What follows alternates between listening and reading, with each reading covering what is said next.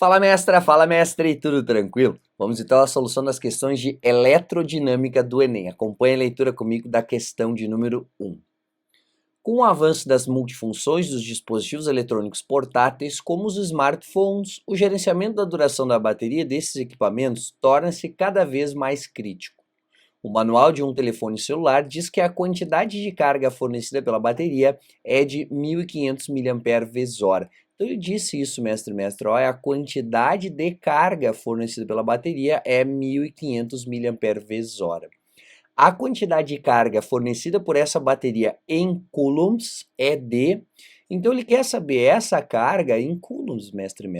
A unidade de carga no sistema internacional é o coulomb, ou também pode ser o ampere vezes segundo. O que aparece aqui pra gente é miliampere vezes hora. E aí, mestre, vamos lembrar um pouquinho, uma revisãozinha aqui, ó.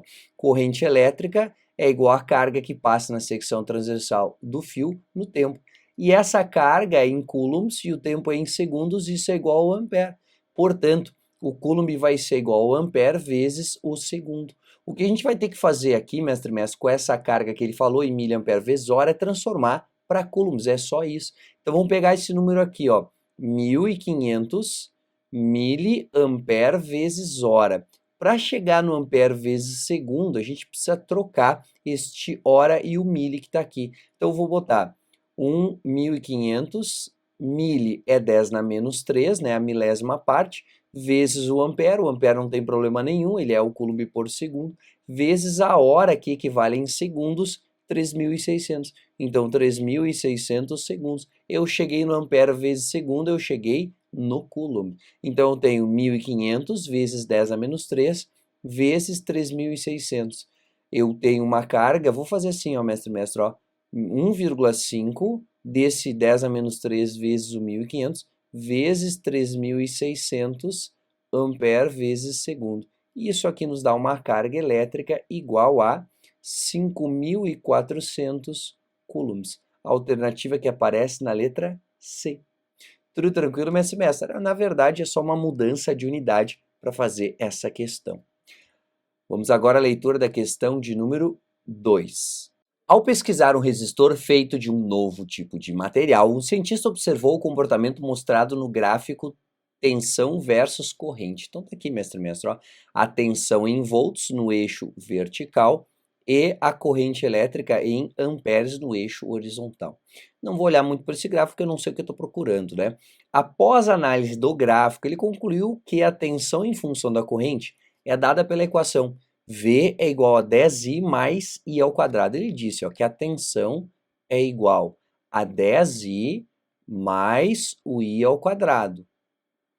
O gráfico da resistência elétrica do resistor em função da corrente, mestre, como é que eu acho a dependência da resistência em função da corrente se eu tenho a dependência da voltagem, da DDP, da tensão em função da corrente? A gente sabe que todo o V, todo o U, é igual a R vezes I, não é? Se o V, aliás, né? Se o V ou se o U é igual a R vezes I, no lugar deste V que está aqui, eu posso substituir por R vezes I é igual a 10I mais o I ao quadrado. Como tem pelo menos um I em cada um dos termos, eu vou simplificar, vou dividir toda a equação por I. E aí eu vou ter que a resistência elétrica é igual a 10, que sobrou aqui, mais o I. Quer dizer que a resistência elétrica em função da corrente é igual a 10 mais I. Se a gente pensasse nisso como uma equação, mestre, para descobrir qual é que seria o gráfico de R no lugar do Y em função de I no lugar do X, não ficaria a equação de uma reta e esse cara seria o B e o A que está junto com I seria 1? Então o termo independente de X, o coeficiente linear, eu acho que chama lá na matemática, né, é 10, e aí eu tenho uma inclinação positiva, né, este A aqui é mais 1, que está aqui o Gasparzinho que não aparece. Então que tem 10 mais 1, vamos ver se esse cara que vai fechar, ó, deu certinho no 12, mestre, porque se eu botar 2 aqui para a corrente elétrica, 2 mais 10 vai dar o R igual a 12. Então a letra D mesmo, não precisa nem olhar as outras alternativas, é a que responde essa questão. Se ele te dá uma equação de V em função de I ou de U em função de I, Para achar a equação de R em função de I, é só lembrar daquele conhecimento que diz que U é igual a R vezes I também. Tudo tranquilo, minha semestra? Bora então resolver a questão de número 3.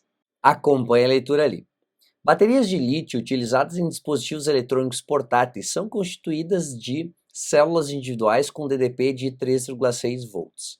É comum os fabricantes de computadores utilizarem as células individuais para a obtenção de baterias de 10,8 volts ou 14,4 volts. No entanto, fazem a propaganda de seus produtos fornecendo a informação do número de células da bateria e a sua capacidade de carga em mAh, por exemplo, de 4.400 mAh.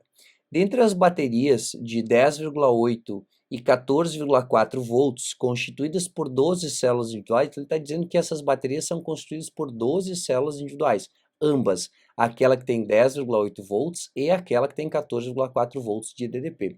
Qual possui maior capacidade de carga? Capacidade de carga, qual que vai durar mais? De repente é por isso, essa é a pergunta que ele está fazendo. A bateria de 10,8 porque possui combinação em paralelo de 4 conjuntos com 3 células em série. Mestre e mestra, essa é a resposta por quê? Vou te explicar. Se eu quero ter 10,8 volts com baterias de 3,6 volts, eu vou ter que ter 3 baterias em série para dar aqueles 10,8 volts. Se a gente fizer a conta aqui, ó, estou colocando as 3 em série. Essa aqui tem 3,6 mais 3,6 mais 3,6. Isso aqui vai dar um total de 10,8 volts, tá certinho? E aí, para ter 12 células, mestre, a gente vai ter que repetir a mesma história aqui, ó. Mais 3 que estejam em paralelo com a série de cima. E aí eu vou ter que fazer isso para ser 12 células 4 vezes, mestre. Vou fazer uma vez só aqui, bem rapidão, ó. Se eu tenho 4 vezes, quer dizer que a resistência equivalente da associação de baterias aqui vai ser igual a 3R de uma delas, dividida por 4.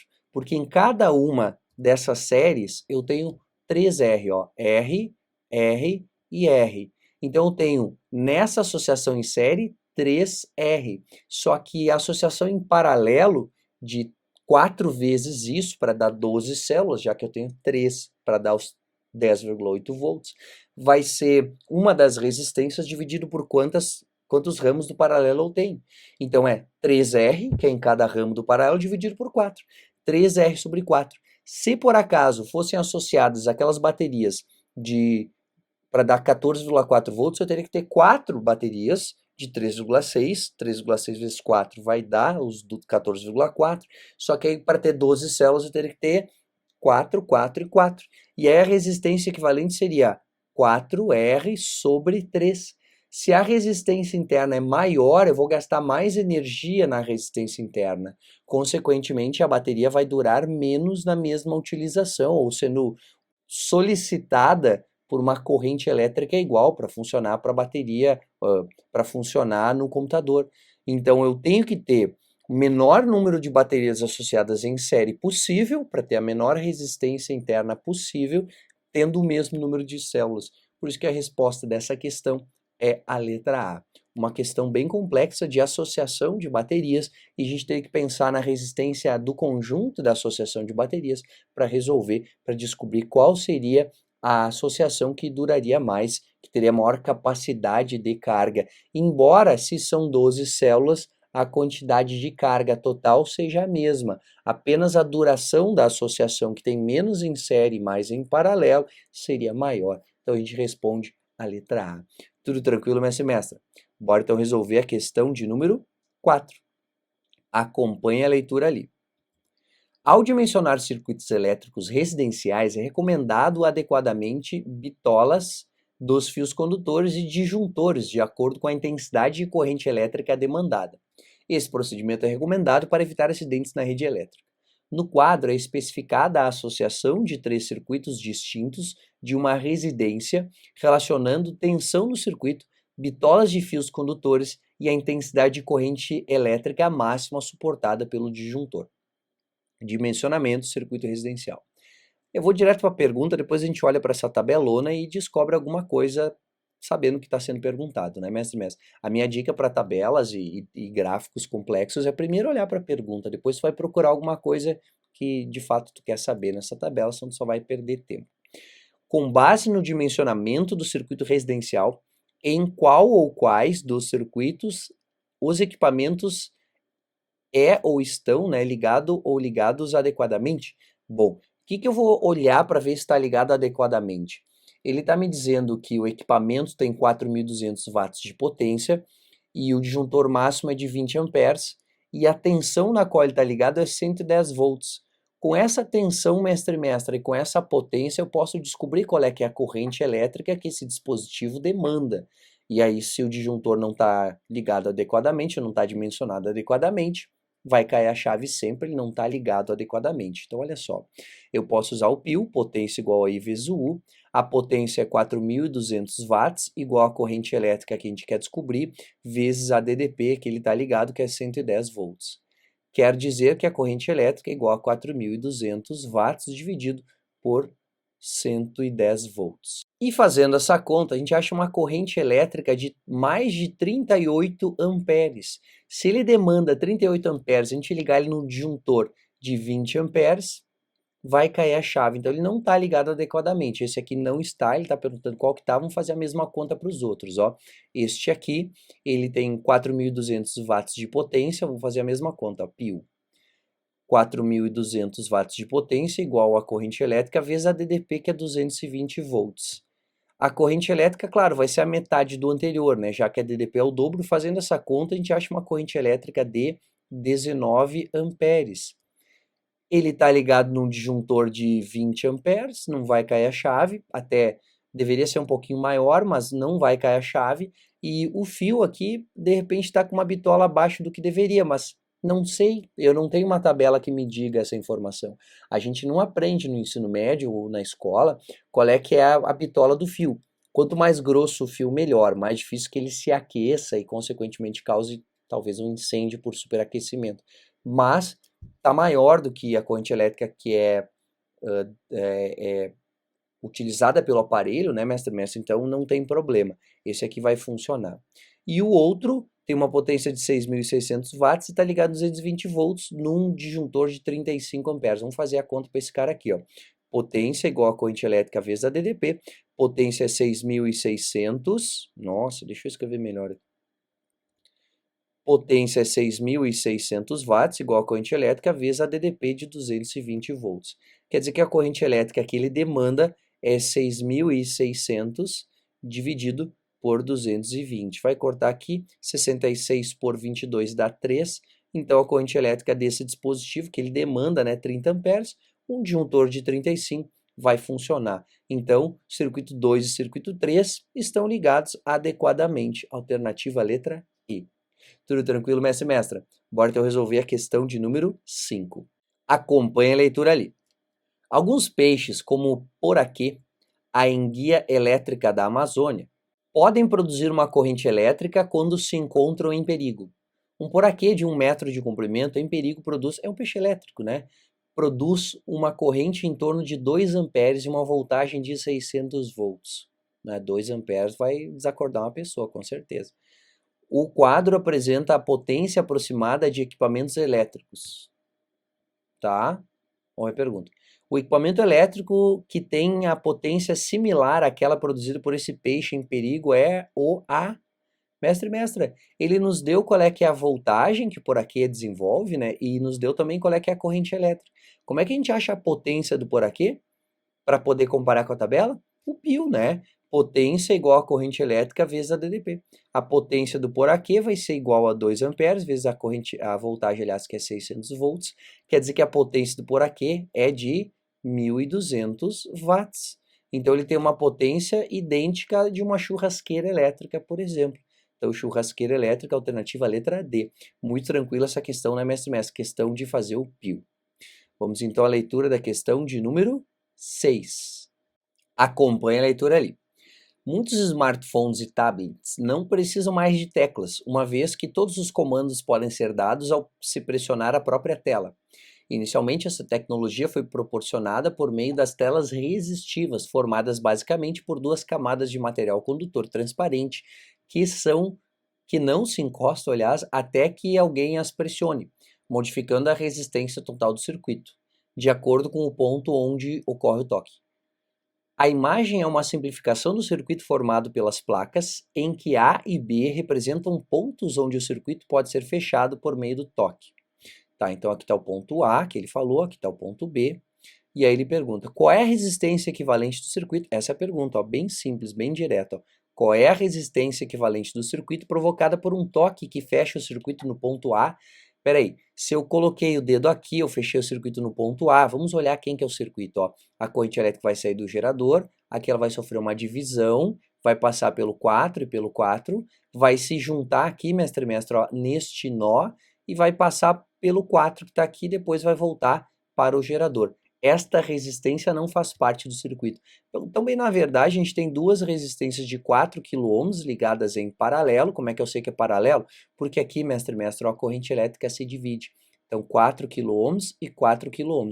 E aí, depois, esses dois fios se juntam nesse ponto aqui, e a resistência elétrica percorrida pela corrente elétrica vai ser de 4 kΩ também. Então, o circuito que a gente tem basicamente é esse. Ele é um circuito bem simples, inclusive, de resolver. Aqui eu tenho duas de 4 em paralelo, como é que faz? 2, né? 4 é uma delas, divide por quantas tem, que é 2, então aqui eu tenho 2 ohms, 2 kΩ, né, que está ligado em série com os 4 kΩ de antes. Então, quer dizer que a resistência equivalente desse circuito é de 6 kΩ. Alternativa, letra C. Muito tranquila essa questão, né, mestre? Sabendo a associação de resistores, como é que soma em série, como é que soma em paralelo, tu resolve. Aqui era bem simples de ver quem estava em série, quem estava em paralelo. Caso tu tenha dificuldade em descobrir quem está em série, quem está em paralelo, usa aquela regra lá, né, de onde dividir o fio, tu vai colocar um ponto, onde dividir sempre o fio juntado, tu vai colocar um ponto, depois tu vai planificar o circuito, desenhar os pontos um na sequência do outro. Tudo tranquilo, mestre? Bora então resolver a questão de número 7. Acompanhe a leitura ali. A figura mostra a bateria de um computador portátil, a qual necessita de uma corrente elétrica de 2 amperes para funcionar. Então o computador precisa dessa corrente. Quando a bateria está completamente carregada, o tempo máximo em minuto que esse notebook pode ser usado antes que ela descarregue completamente é... Mestre, ele está falando em carregar, descarregar, tempo, falou em corrente elétrica. E na bateria tem informação aqui, ó, mestre, não sei se tu percebeu. Ele falou que a carga da bateria é 4.400 mAh vezes hora. Então eu escrevi aqui, ó, a carga é igual a 4.400 eu acho que eu botei um zero a mais, miliampere vezes hora. E se eu sei que a corrente elétrica é de 2 amperes, a gente pode achar o tempo facilmente pela equação do kit, lembra? Ó? Carga é igual a corrente elétrica vezes o intervalo de tempo. Como ele me deu a corrente elétrica em miliampere vezes hora, eu vou transformar isso aqui para ampere vezes hora, e eu vou achar o tempo em horas, se eu usar a corrente elétrica em amperes. Então, para transformar 4.400 mili em um número sem o mili, né, vai ser 4,4, porque o mili é 10 a menos 3. Lembra, mestre? Ó, este mili é 10 a menos 3.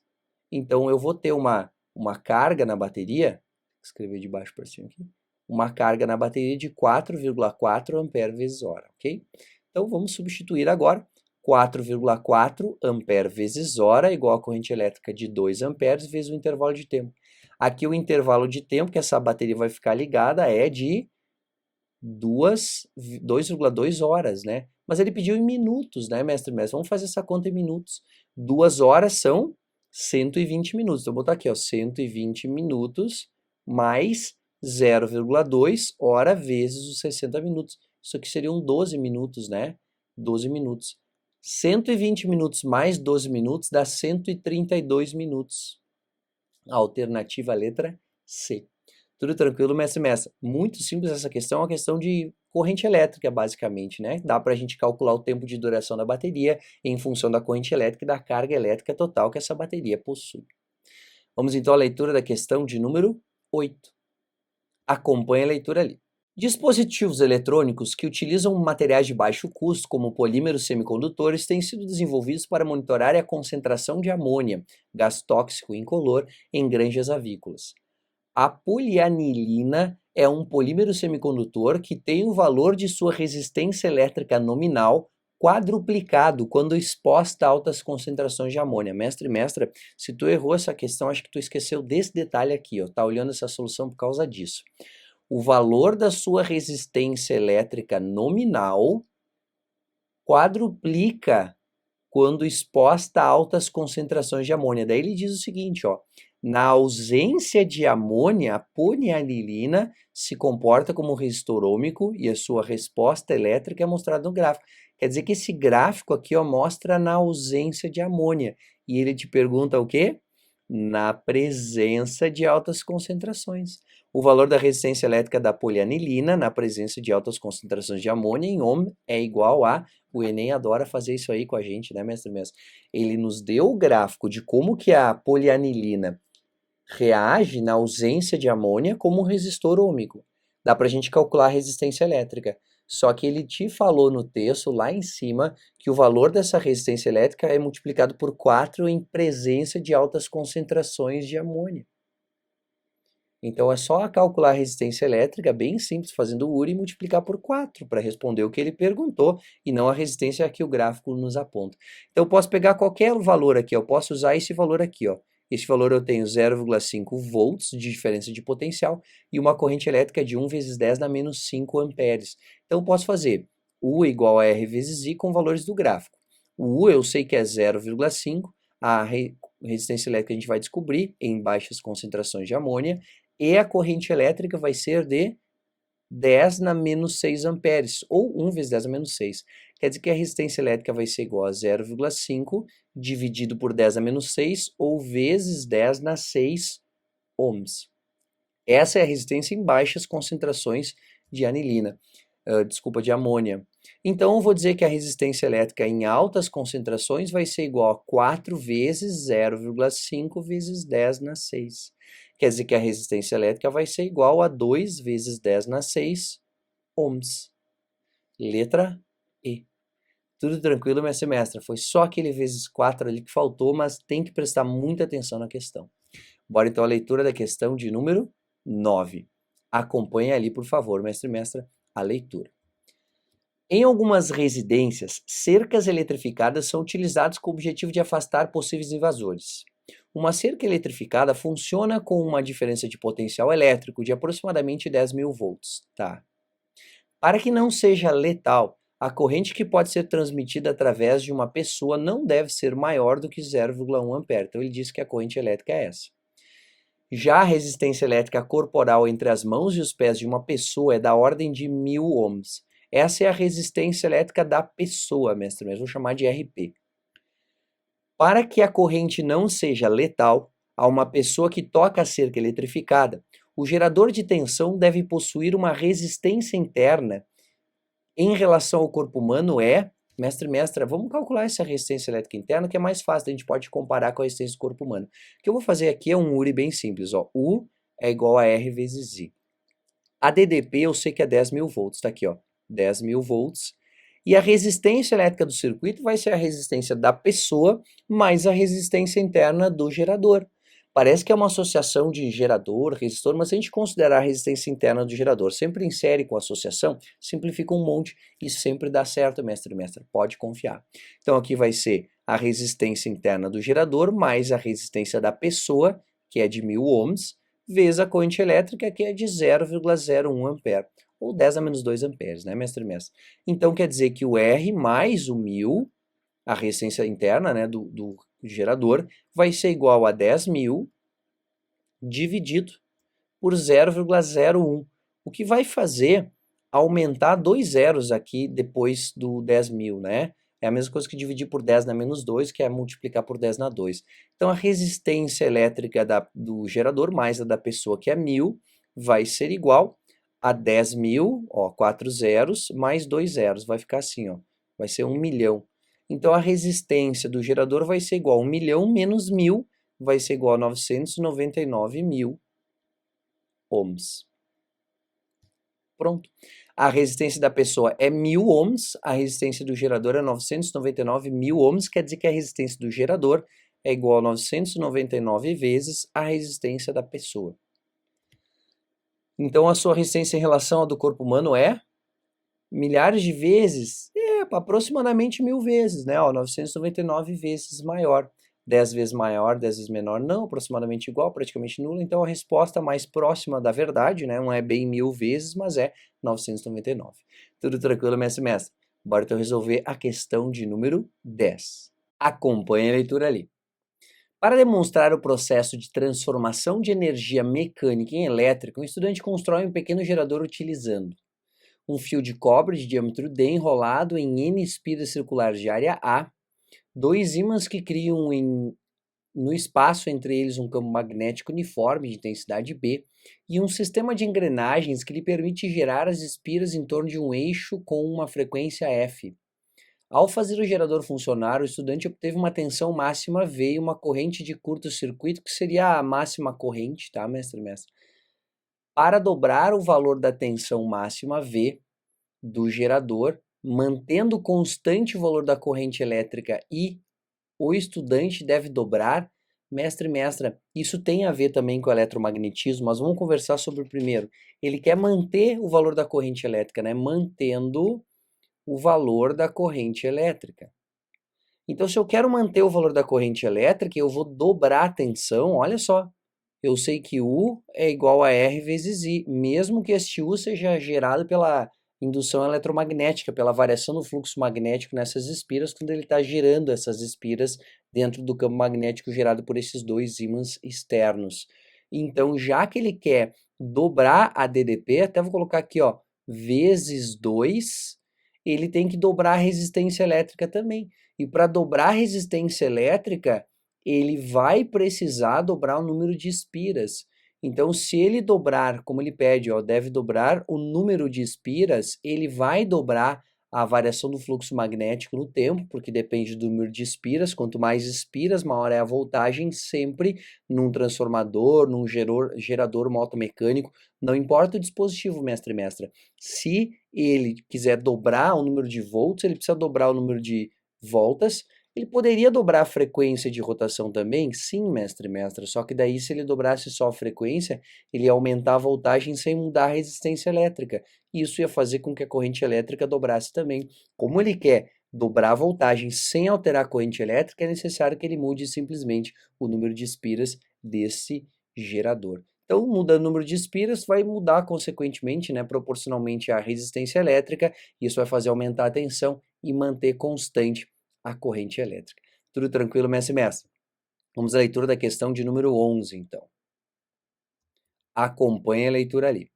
Uma lâmpada é conectada a duas pilhas de tensão nominal de 1,5 volts ligadas em série. Vou fazer o seguinte, ó, já vou escrever no circuito aqui, mestre, ó. Então, uma lâmpada é ligada a duas pilhas. Vou desenhar aqui as duas pilhas. E a gente pode pensar sempre na pilha, né, como aquele bujãozinho que a gente conhece, né, o bujãozinho não é o nome, não, é um cilindrinho, né, pilha. Bom, formato de pilha é uma coisa que meio que já se define, né. Aqui vai ser o polo positivo, aqui vai ser o polo negativo, então na pilha aqui é o mais, aqui é o menos. Aí essas pilhas são ligadas em série, né, então é uma depois da outra. Vou desenhar outra pilha aqui. E as duas pilhas têm 1,5 volts, né, então vou fazer aqui a outra pilha, este é o polo positivo dela, este é o negativo, então o negativo no positivo tá certinho. E aí ele diz que liga uma lâmpada, né? Então eu vou ligar essa lâmpada aqui, fazer a bolinha da lâmpada. Não ficou boa essa bolinha, vou fazer um pouquinho melhor. Aqui tá a bolinha da lâmpada. Geralmente lâmpada se representa assim no circuito, tá, mestre? Ok, fechei o circuito. Então eu tenho 1,5 volts aqui, eu tenho 1,5 volts aqui. Um voltímetro utilizado para medir a diferença de potencial na lâmpada fornece uma leitura de 2,78 volts. Ó, eu liguei o voltímetro aqui, mestre. Aqui está o voltímetro ligado na lâmpada. Este voltímetro indica uma voltagem de 2,78 volts. Percebe, né? Eu tenho 1,5 volts e 1,5 volts de cada pilha, eu teria 3 volts. Mas a DDP aqui é 2,78. Onde é que está o resto desses 0,22 volts? Deve estar sendo utilizado pela resistência interna das pilhas. Mas vamos ver qual é, que é a pergunta. E 1 amperímetro indica a corrente no circuito é de 94,2 mA. Então tá, então aqui eu vou desenhar um amperímetro, A, e a corrente elétrica é 94,2 mA. O valor da resistência interna das pilhas é mais próximo de Mestre e mestra, como a gente viu, ó, eu sei que a equação para o gerador, né, é assim, ó, a DDP entre seus extremos, né, da associação de geradores vai ser igual a sua força eletromotriz total, menos a resistência interna vezes a corrente elétrica. Ele nos deu todo mundo aqui, mestre e mestra, mesmo. Se tu quiser lembrar como que é cada um desses, ó, pode olhar na aula lá sobre geradores, acho que vale a pena, tá, mestre e mestra? Mas enfim, eu tenho aqui, ó, a voltagem fornecida ao circuito é igual a toda a voltagem gerada na transformação de energia qualquer em energia elétrica, seria a força eletromotriz total, né? Menos a resistência elétrica interna vezes a corrente, porque isso aqui é uma DDP interna utilizada pela resistência interna. Então, uma DDP que o circuito acaba tendo por efeito colateral dos resistores terem condutores, eles têm resistência elétrica, então isso vai causar uma queda de potencial também, tá bom, mestre e mestre? Então, agora é só substituir os valores, ó. A DDP é 2,78, é igual à força eletromotriz, que é 3 volts, por causa das duas pilhas, menos a resistência interna, vezes a corrente, que é 94,2, vezes 10 na menos 3, né, mestre e mestre, por causa do mili. Então, vou passar o 3 para cá, vai ficar menos 0,22 do 2,78 menos o 3, isso vai ser igual a menos resistência interna, vezes 94,2, vezes 10 na menos 3. Vou cortar os menos aqui, né, mestre e mestre? Tem dos dois lados, dá para multiplicar toda a equação por menos 1, e aí vou passar o 94,2 vezes 10 a menos 3 dividindo. Então, quer dizer que a resistência interna da associação das pilhas é igual a 0,22 dividido por por 94,2 vezes 10 na menos 3. Esse 10 na menos 3 a gente pode passar para cima, multiplicando 0,22. Daí a resistência interna, vou botar aqui assim, eu vou voltar aqui, mestre, só para ficar na mesma questão. A resistência elétrica interna vai ser igual a 0,22 vezes 10 na 3, vai dar 220, dividido por 94,2. E fazendo essa conta, a gente chega no resultado de 2,33 ohms para a resistência interna das pilhas. Mestre e mestra cuida, ele falou das, né? Então ele está falando das duas. Não precisa dividir por 2 para achar a resistência interna de cada pilha, porque se ele falasse de cada, tu teria que fazer isso, mas ele falou das pilhas. Então, 2,3 aqui, ó, letra D arredondando-se. Tudo tranquilo, mestre e mestra. Lembra, se ele falar de um circuitinho, é uma boa desenhar este circuito. Vamos então à leitura da questão de número 12. A capacidade de uma bateria com acumuladores, tal como a usada no sistema elétrico de um automóvel, é especificada em ampere-hora. Isso é a carga, ampere vezes hora. Uma bateria de 12 volts e 100 ampere-hora fornece 12 joules para cada coulomb de carga que flui através dela. Por isso esse 12 volts, tá? 12 volts é a mesma coisa que 12 joules por coulomb. Se um gerador de resistência interna desprezível, que fornece uma potência elétrica média de 600 watts, fosse conectado aos terminais da bateria descrita, quanto tempo ele levaria para recarregá-la completamente? O mestre está perguntando quanto tempo demoraria para carregar esta bateria de 100 ampere vezes hora e 12 volts de tensão. Bom, se a gente sabe que ela tem 12 volts de tensão e a gente tem uma potência do gerador de 600 watts, a gente pode calcular qual é a corrente elétrica que ele vai fornecer para estes 12 volts. Sabendo a corrente elétrica, a gente faz o kit e acha daí qual é o tempo de carga dessa bateria. Então, bora fazer essa conta. Então, potência vai ser igual a corrente elétrica vezes a DDP, a potência do gerador é 600 watts, ele é um gerador ideal, a corrente elétrica vezes os 12 volts. Quer dizer que a corrente elétrica vai ser igual a 600 dividido por 12. Quer dizer que a corrente elétrica vai ser igual a 50 amperes. Daí, mestre e mestra, se ela tem 100 amperes vezes hora, com 50 amperes de corrente elétrica, vai demorar 2 horas, mas vamos fazer a conta. É o kit. Carga é igual a corrente elétrica vezes o intervalo de tempo. A carga é 100, vou botar as unidades aqui, ó, ampere vezes hora, é igual a corrente elétrica que o gerador vai fornecer para ela, que é 50 amperes, vezes o intervalo de tempo de 2 horas, né? 50 amperes aqui.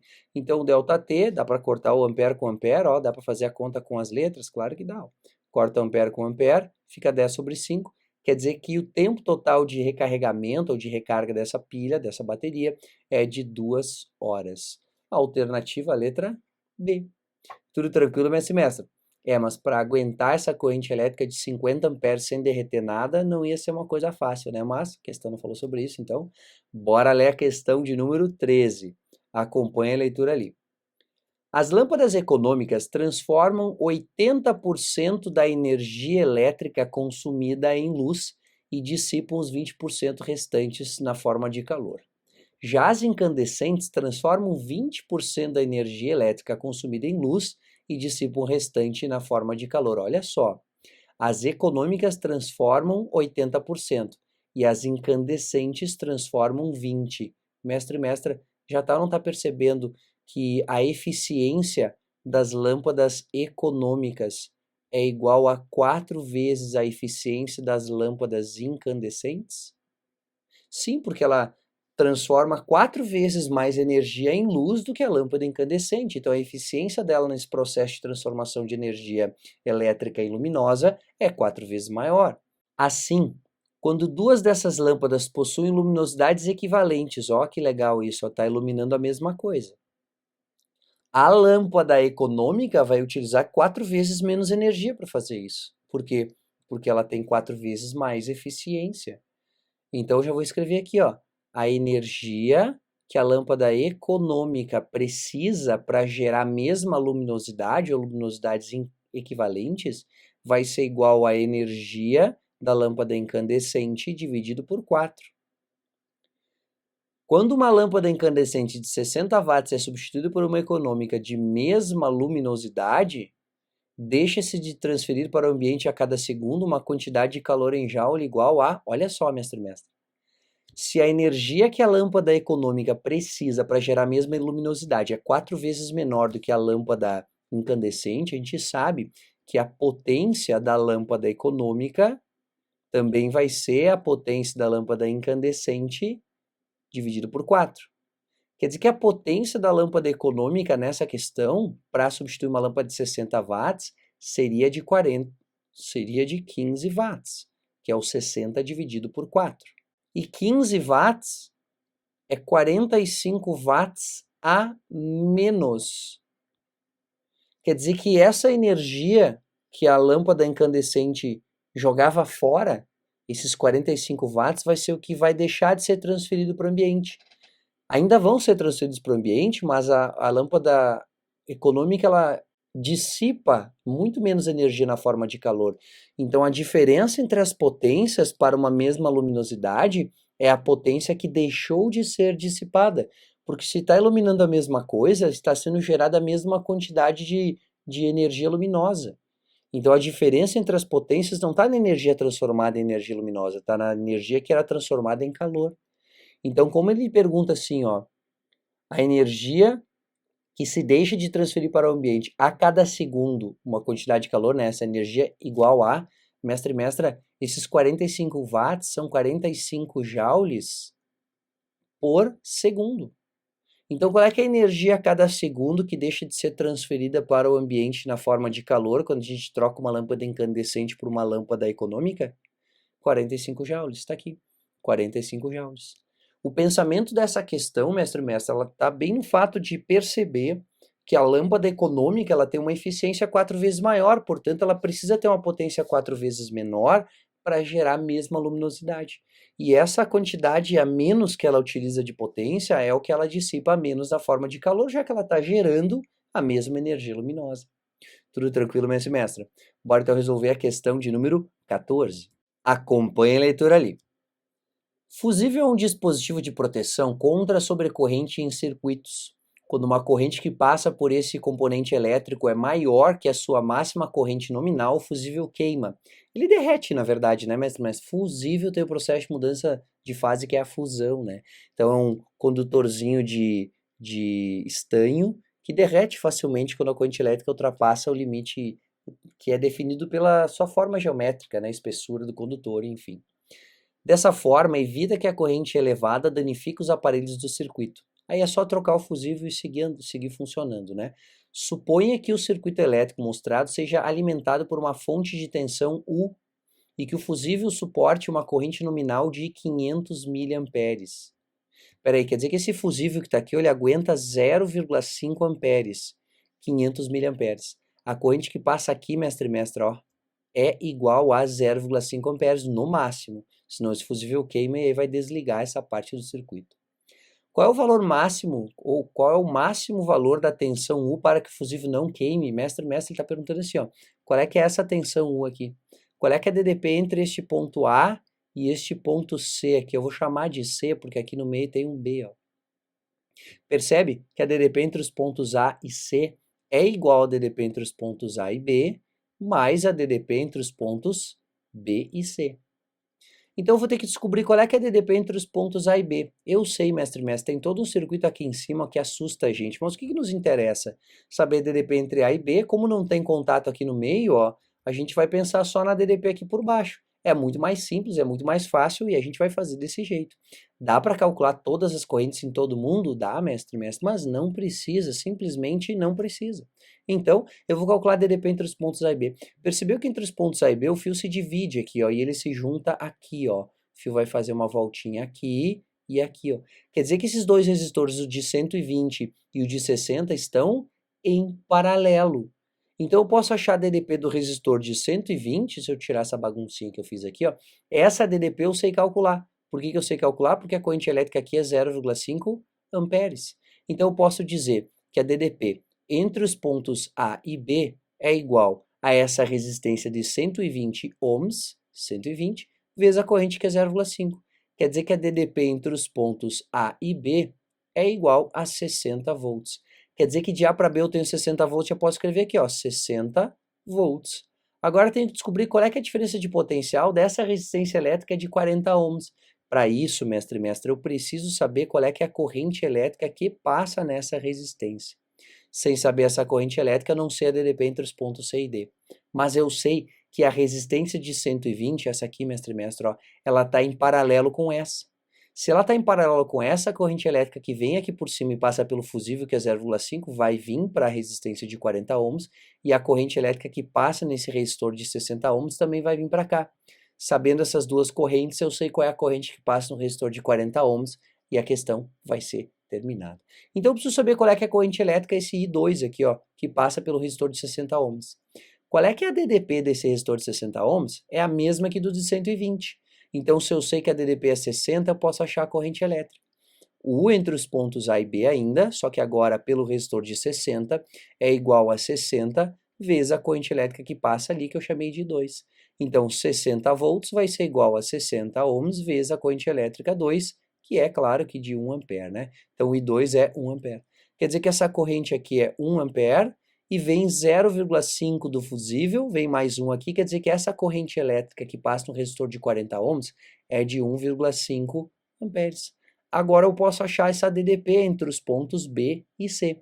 DDP entre os pontos B e C vai ser igual à resistência elétrica de 40 vezes a corrente elétrica de 1, opa, não escrevi 1, né? De 1,5 amperes. Então a DDP entre os pontos B e C vai ser igual a 60 volts. 60 volts é a DDP entre os pontos B e C, quer dizer que a DDP entre os pontos A e C é igual a 120 volts. E quem é que está ligado entre os pontos A e C? O gerador está ligado entre os pontos A e C, quer dizer que a DDP do gerador também vai ser 120 volts. Pronto, mestre e mestra. Não precisa resolver o circuito inteiro. Ele quer a DDP entre o início e o fim dessa associação, que na verdade é um paralelo de série, ó, se tu olhar aqui para cima, ó, deixa eu pegar outra cor até para não te confundir, ó. Eu tenho aqui, ó, abriu aqui, aqui e aqui. Esses dois fecharam aqui, e este aqui se dividiu em dois. Então, isso está em série, este aqui está em série com este paralelo, e este paralelo está em série com este resistor. E o ramo de cima está em paralelo com esse ramo de baixo. Claro, ficou uma confusão aqui, mestre, mas o circuito simplificadamente é esse. O que a gente precisava saber? A DDP entre A e C. Se dá para achar ali por baixo, não precisa fazer a conta ali por cima. Aliás, agora a gente pode achar qual é que seria o valor da corrente elétrica que passa ali por cima e depois qual seria a corrente que passa no de 60, no de 30. Mas não precisa, né, mestre? A resposta já apareceu. Tudo tranquilo, mestre? Bora então resolver a questão de número 15. Acompanhe a leitura ali. O choque elétrico é uma sensação provocada pela passagem de corrente elétrica pelo corpo, e as consequências de um choque vão desde um simples susto até a morte. A circulação de cargas elétricas depende da resistência do material. Para o corpo humano, essa resistência varia de 1000 ohms quando a pele está molhada até 100.000 ohms quando a pele está seca. Olha que interessante, fica 100.000 vezes maior quando está seco. Uma pessoa descalça lavando sua casa com água molhou os pés, tá? Então é molhado, né? Ele quer molhado, ok. E acidentalmente pisou em um fio desencapado. Olha que perigo, né? Tá lavando a calçada com os fios desencapados ali. Sofrendo uma descarga elétrica e uma tensão de 120 volts. Olha, ele deu a DDP, te deu a resistência elétrica, opa, que é essa aqui, ó, de 1000 ohms, e te perguntou qual a intensidade máxima de corrente elétrica que passou pelo corpo da pessoa. É só fazer URI, eu tenho a DDP, tenho a resistência, eu vou achar a corrente elétrica. U é igual a R vezes I. O U é 120 volts, igual a resistência que é de 1000 ohms, né, está com os pés molhados, vezes o I. Quer dizer que o I vai ser igual a 120 dividido por 1000, ou o I vai ser igual a 120 vezes 10 na menos 3 amperes, que é a mesma coisa que 120 vezes 10 na menos... Opa! Vezes 10 na menos 3 é um milli, né? Miliamperes. Então, a alternativa, a letra B. Muito simples essa questão, mestre. Era só fazer URI com a resistência que ele falou, com a pele molhada, né? 1000 ohms, e com a DDP de 120 volts que ele nos forneceu. Tudo tranquilo, mestre? Bora então resolver a questão de número 16, que parece difícil, mestre, mas juro pra ti, só parece. Acompanha a leitura ali. 3 lâmpadas idênticas foram ligadas no circuito esquematizado. A bateria apresenta uma resistência interna desprezível, uma bateria ideal, e os fios possuem resistência nula. Um técnico fez uma análise do circuito para prever a corrente elétrica nos pontos A, B, C, D e E. Rotulou essas correntes de IA, IB, IC, D e E, respectivamente. O técnico concluiu que as correntes que apresentam o mesmo valor são, ele quer saber as correntes que são iguais. Mestra, são 3 lâmpadas iguais ligadas em paralelo, tá vendo? Ao mesmo gerador. E em paralelo o U é igual. Então eu vou saber que é a mesma lâmpada, mesmos resistores, com as mesmas diferenças de potencial. E se a diferença de potencial é a mesma e a resistência é a mesma, a corrente elétrica em cada uma das lâmpadas só pode ser a mesma. Então eu vou fazer aqui, mestre, ó. A corrente que passa na lâmpada L1, eu vou chamar de I. A corrente que passa na lâmpada L2, eu vou chamar de I. Então, eu já sei que as correntes C e D são iguais. Eu sei que a corrente que vai passar na lâmpada 3 também vai ser I. Agora, qual é que é a corrente elétrica que tem que sair do gerador se as 3 lâmpadas são alimentadas cada uma com uma corrente elétrica igual a I? Eu tenho que ter uma corrente elétrica igual a 3I. Então, eu vou escrever aqui, ó. 3I é a corrente elétrica que sai do gerador. Então, pelo ponto A, vai passar 3I. Ah, é assim que faz essa questão. Uhum. Aí se veio 1I para a lâmpada 3, quanto que vai passar pelo ponto B aqui? 2I. Entendi. Aí essa corrente elétrica que vem da lâmpada 1 lá de cima, ó, I se junta com essa que está vindo da D neste nó aqui, e aqui eu vou ter uma corrente elétrica de 2I. Este 2I neste nó se junta com a corrente que passou pela lâmpada 3, e pelo ponto E passa uma corrente elétrica igual a 3I também. Então, A e E têm correntes iguais, e C e D também. Então, IA é igual a IE e C é igual a ID. Alternativa, a letra A. É só isso que tem que fazer nessa questão, mestre. Tudo tranquilo? Lembra, no nó a corrente se divide e no outro nó, no final do circuito, a corrente elétrica vai se juntar. A soma das correntes que chegam em um nó é sempre igual à soma das correntes que saem desse nó. Isso é o que a gente chama de primeira lei de Kirchhoff. Tudo tranquilo, mestre e mestra? Bora então resolver a questão de número 17. Acompanhe a leitura ali. Um eletricista deve instalar um chuveiro que tenha as especificações 220 volts, 4.400 watts a 6.800 watts. A potência varia porque, né, depende da temperatura com que a água chega no chuveiro, a gente tem que usar mais ou menos potência para esquentar a água e ser confortável tomar banho. Para a instalação de chuveiros, recomenda-se uma rede própria, com fios de diâmetro adequado e um disjuntor dimensionado à potência e à corrente elétrica previstas, com uma margem de tolerância próxima de 10%. Quer dizer que o disjuntor tem que ser dimensionado à potência e à corrente elétrica, com uma margem de tolerância próxima de 10%. Os disjuntores são dispositivos de segurança utilizados para proteger as instalações elétricas de curtos-circuitos e sobrecargas elétricas e devem desarmar sempre que houver passagem de corrente elétrica superior à permitida no dispositivo. Para fazer uma instalação segura desse chuveiro, o valor da corrente máxima do disjuntor deve ser de Mestre e mestra, a corrente máxima vai ser percorrida no circuito, né? O chuveiro vai ser percorrido pela corrente máxima quando ele estiver na sua máxima potência. Então a gente tem que pensar na máxima potência e calcular a corrente e ainda lembrar de colocar aqueles 10% que precisa de tolerância. Então vou usar a maior potência, que é o 6.800, vou usar 220 volts. Vamos fazer essa conta. Potência vai ser igual a I vezes o U. A potência é 6.800 watts. A corrente elétrica que a gente quer calcular vezes a DDP, que é de 220 volts. Quer dizer que a corrente elétrica vai ser igual a 6.800 dividido por 220. Ao que a gente encontra como resultado uma corrente elétrica de 31 amperes, 30,9, mestre. Cuidado para não assiná-la ainda, tá? Ele diz que tem que ter 10% a mais. Quando tem que ter 10% a mais, mestre, é a mesma coisa que multiplicar por 1,1, lembra? É 100% mais 10% é 110% ou 1,1. E fazendo essa conta, a gente chega ao valor de 34 amperes.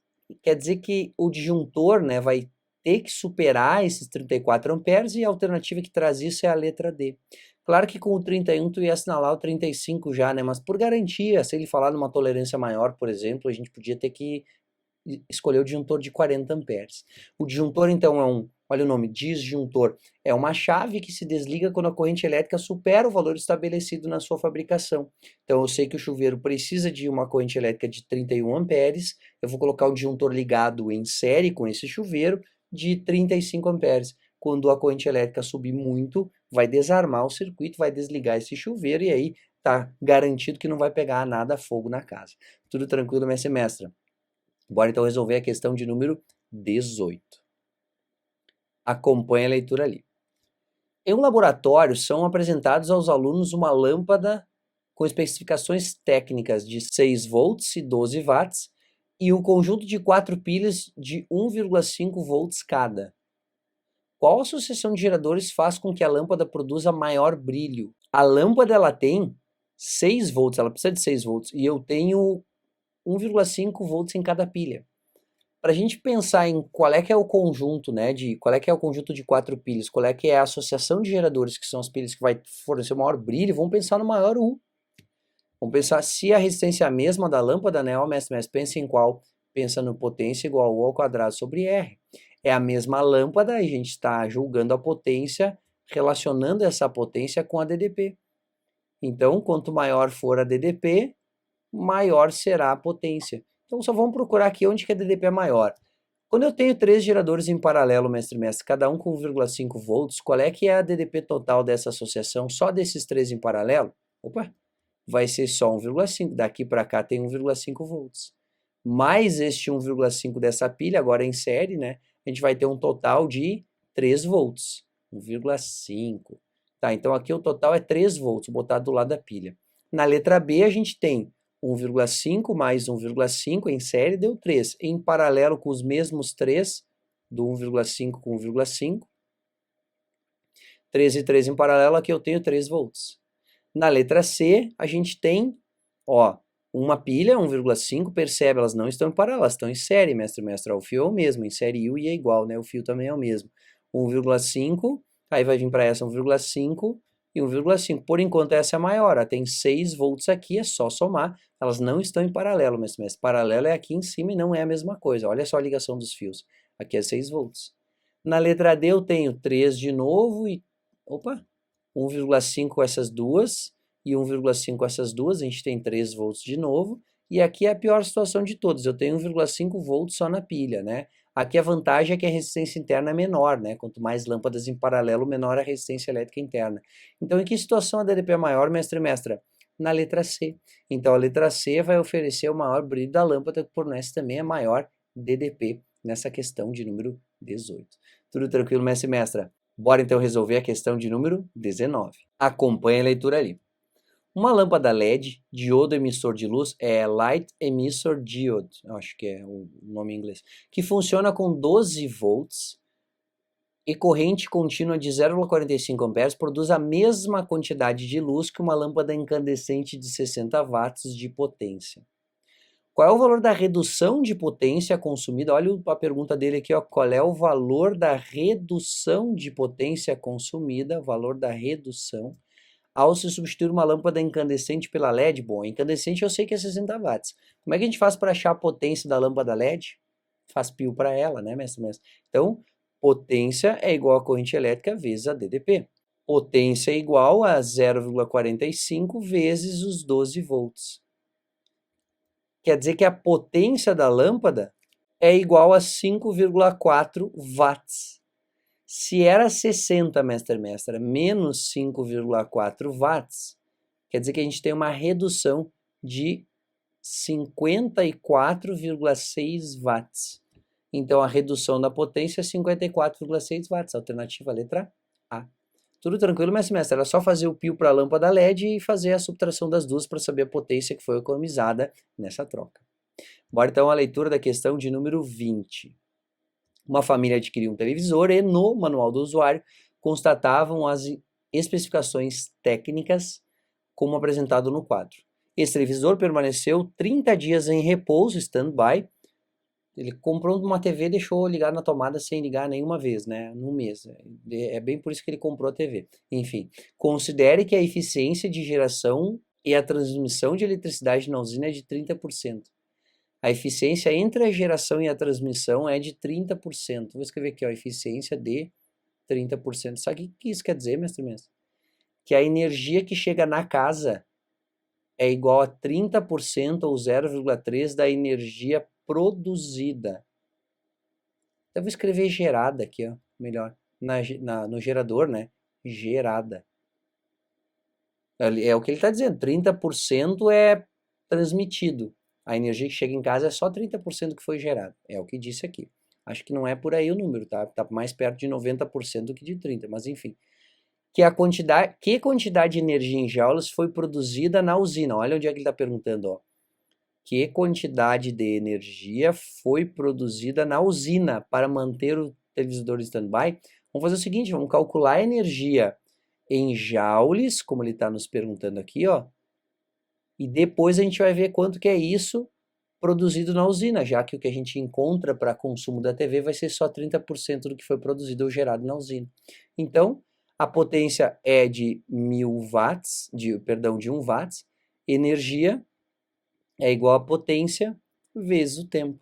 O chato aqui vai ser o tempo, tu vai ver, ó.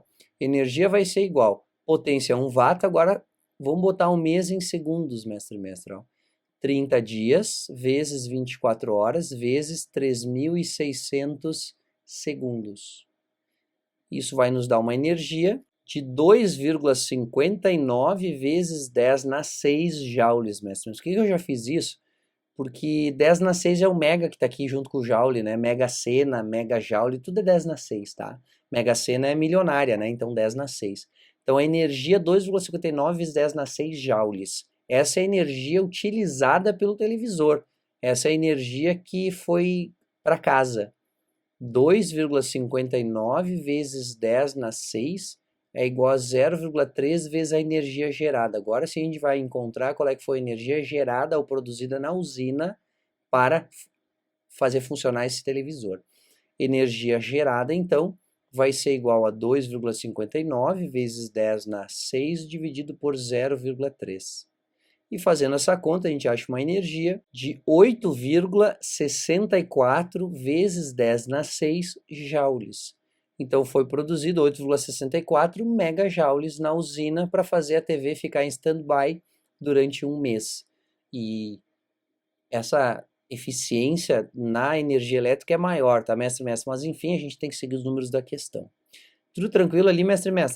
Bora então resolver a questão de número 21.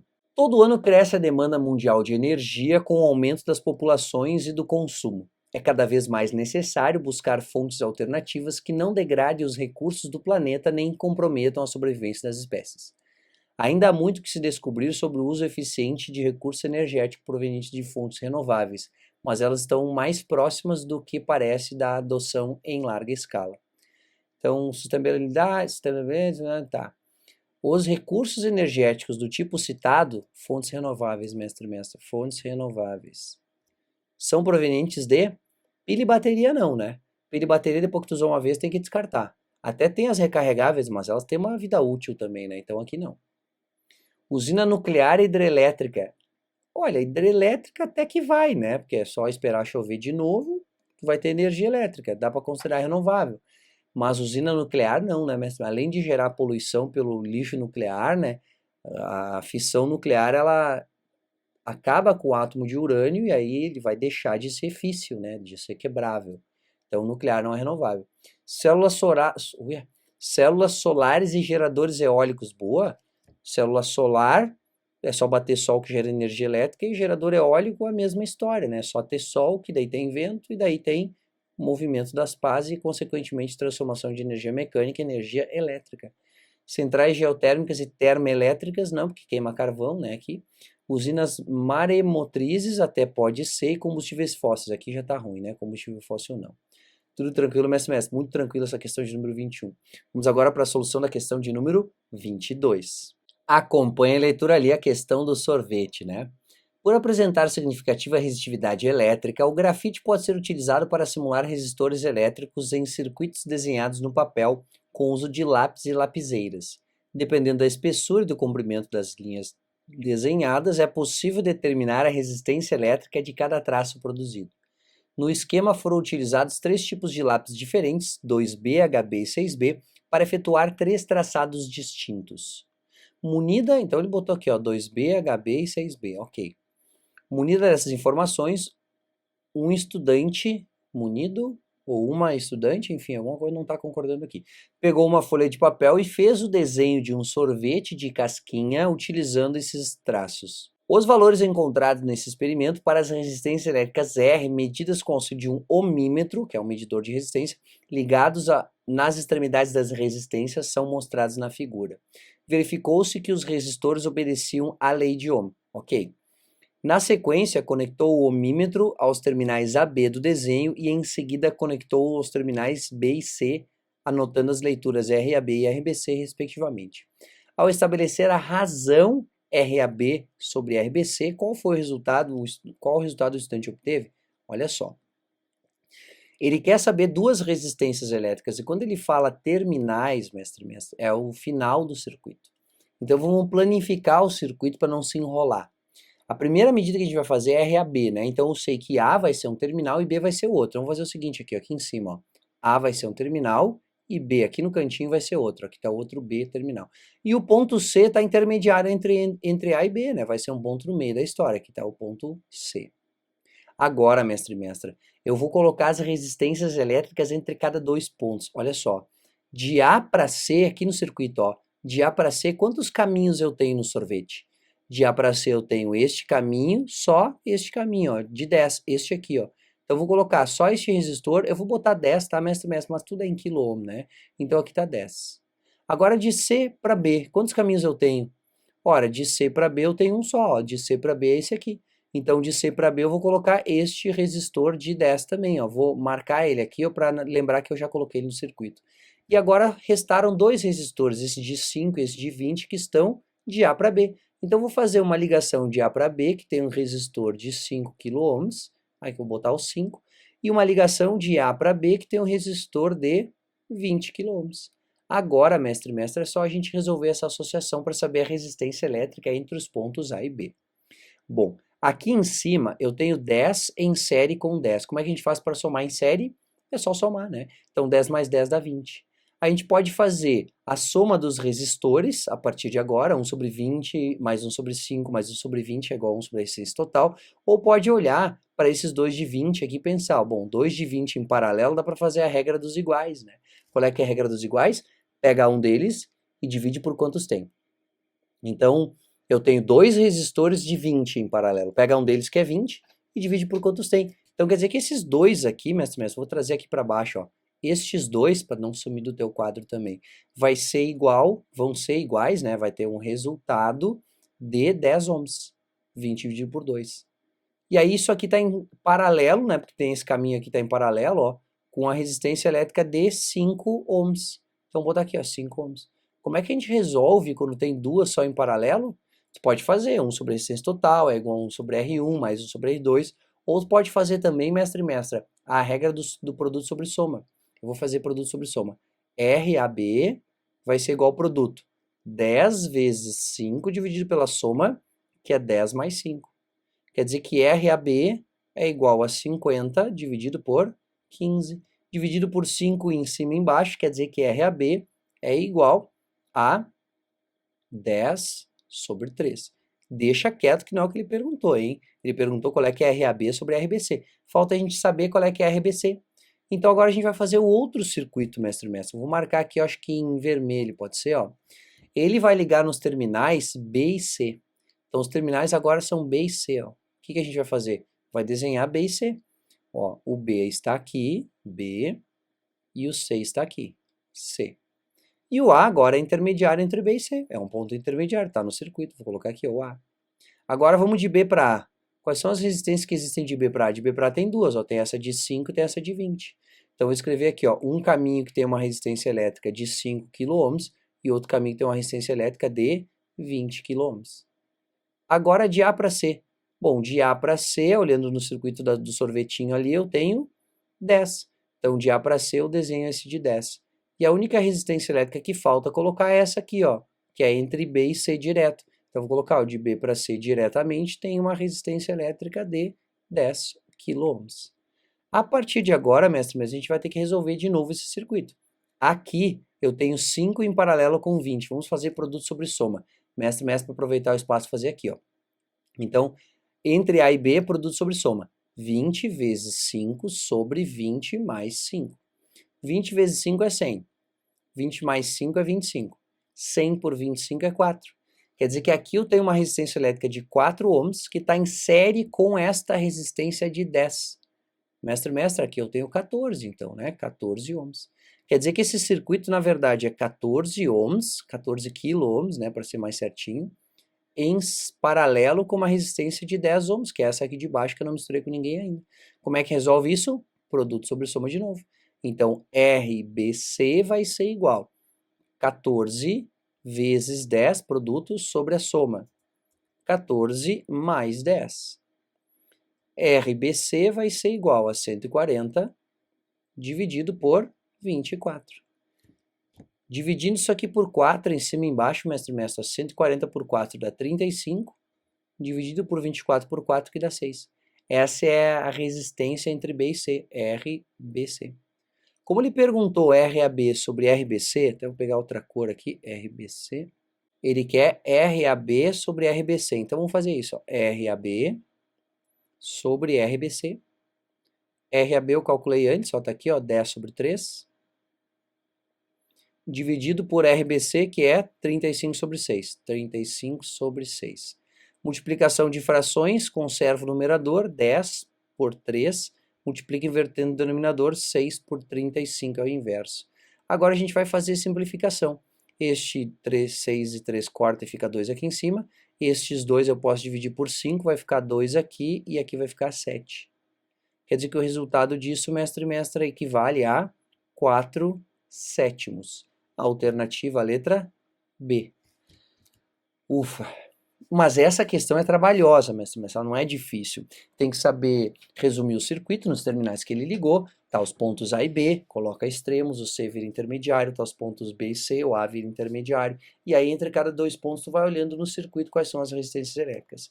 Planificando o circuito é só resolver o circuito e aí sim vai achar a resposta. Claro que ainda tinha que fazer RAB sobre RBC, né? Tudo tranquilo, mestre? Bora então a leitura da questão de número 23 aqui para dar uma desestressada, né, uma descontraída. Essa questão é bem tranquila. Acompanhe a leitura ali. Um estudante precisando instalar um computador, um monitor e uma lâmpada em seu quarto verificou que precisaria fazer a instalação de 2 tomadas e um interruptor na rede elétrica. Decidiu esboçar com antecedência o esquema elétrico. O circuito deve ser tal que as tomadas e a lâmpada devem estar submetidos à tensão nominal da rede. Todo mundo tem que estar em paralelo, mestre.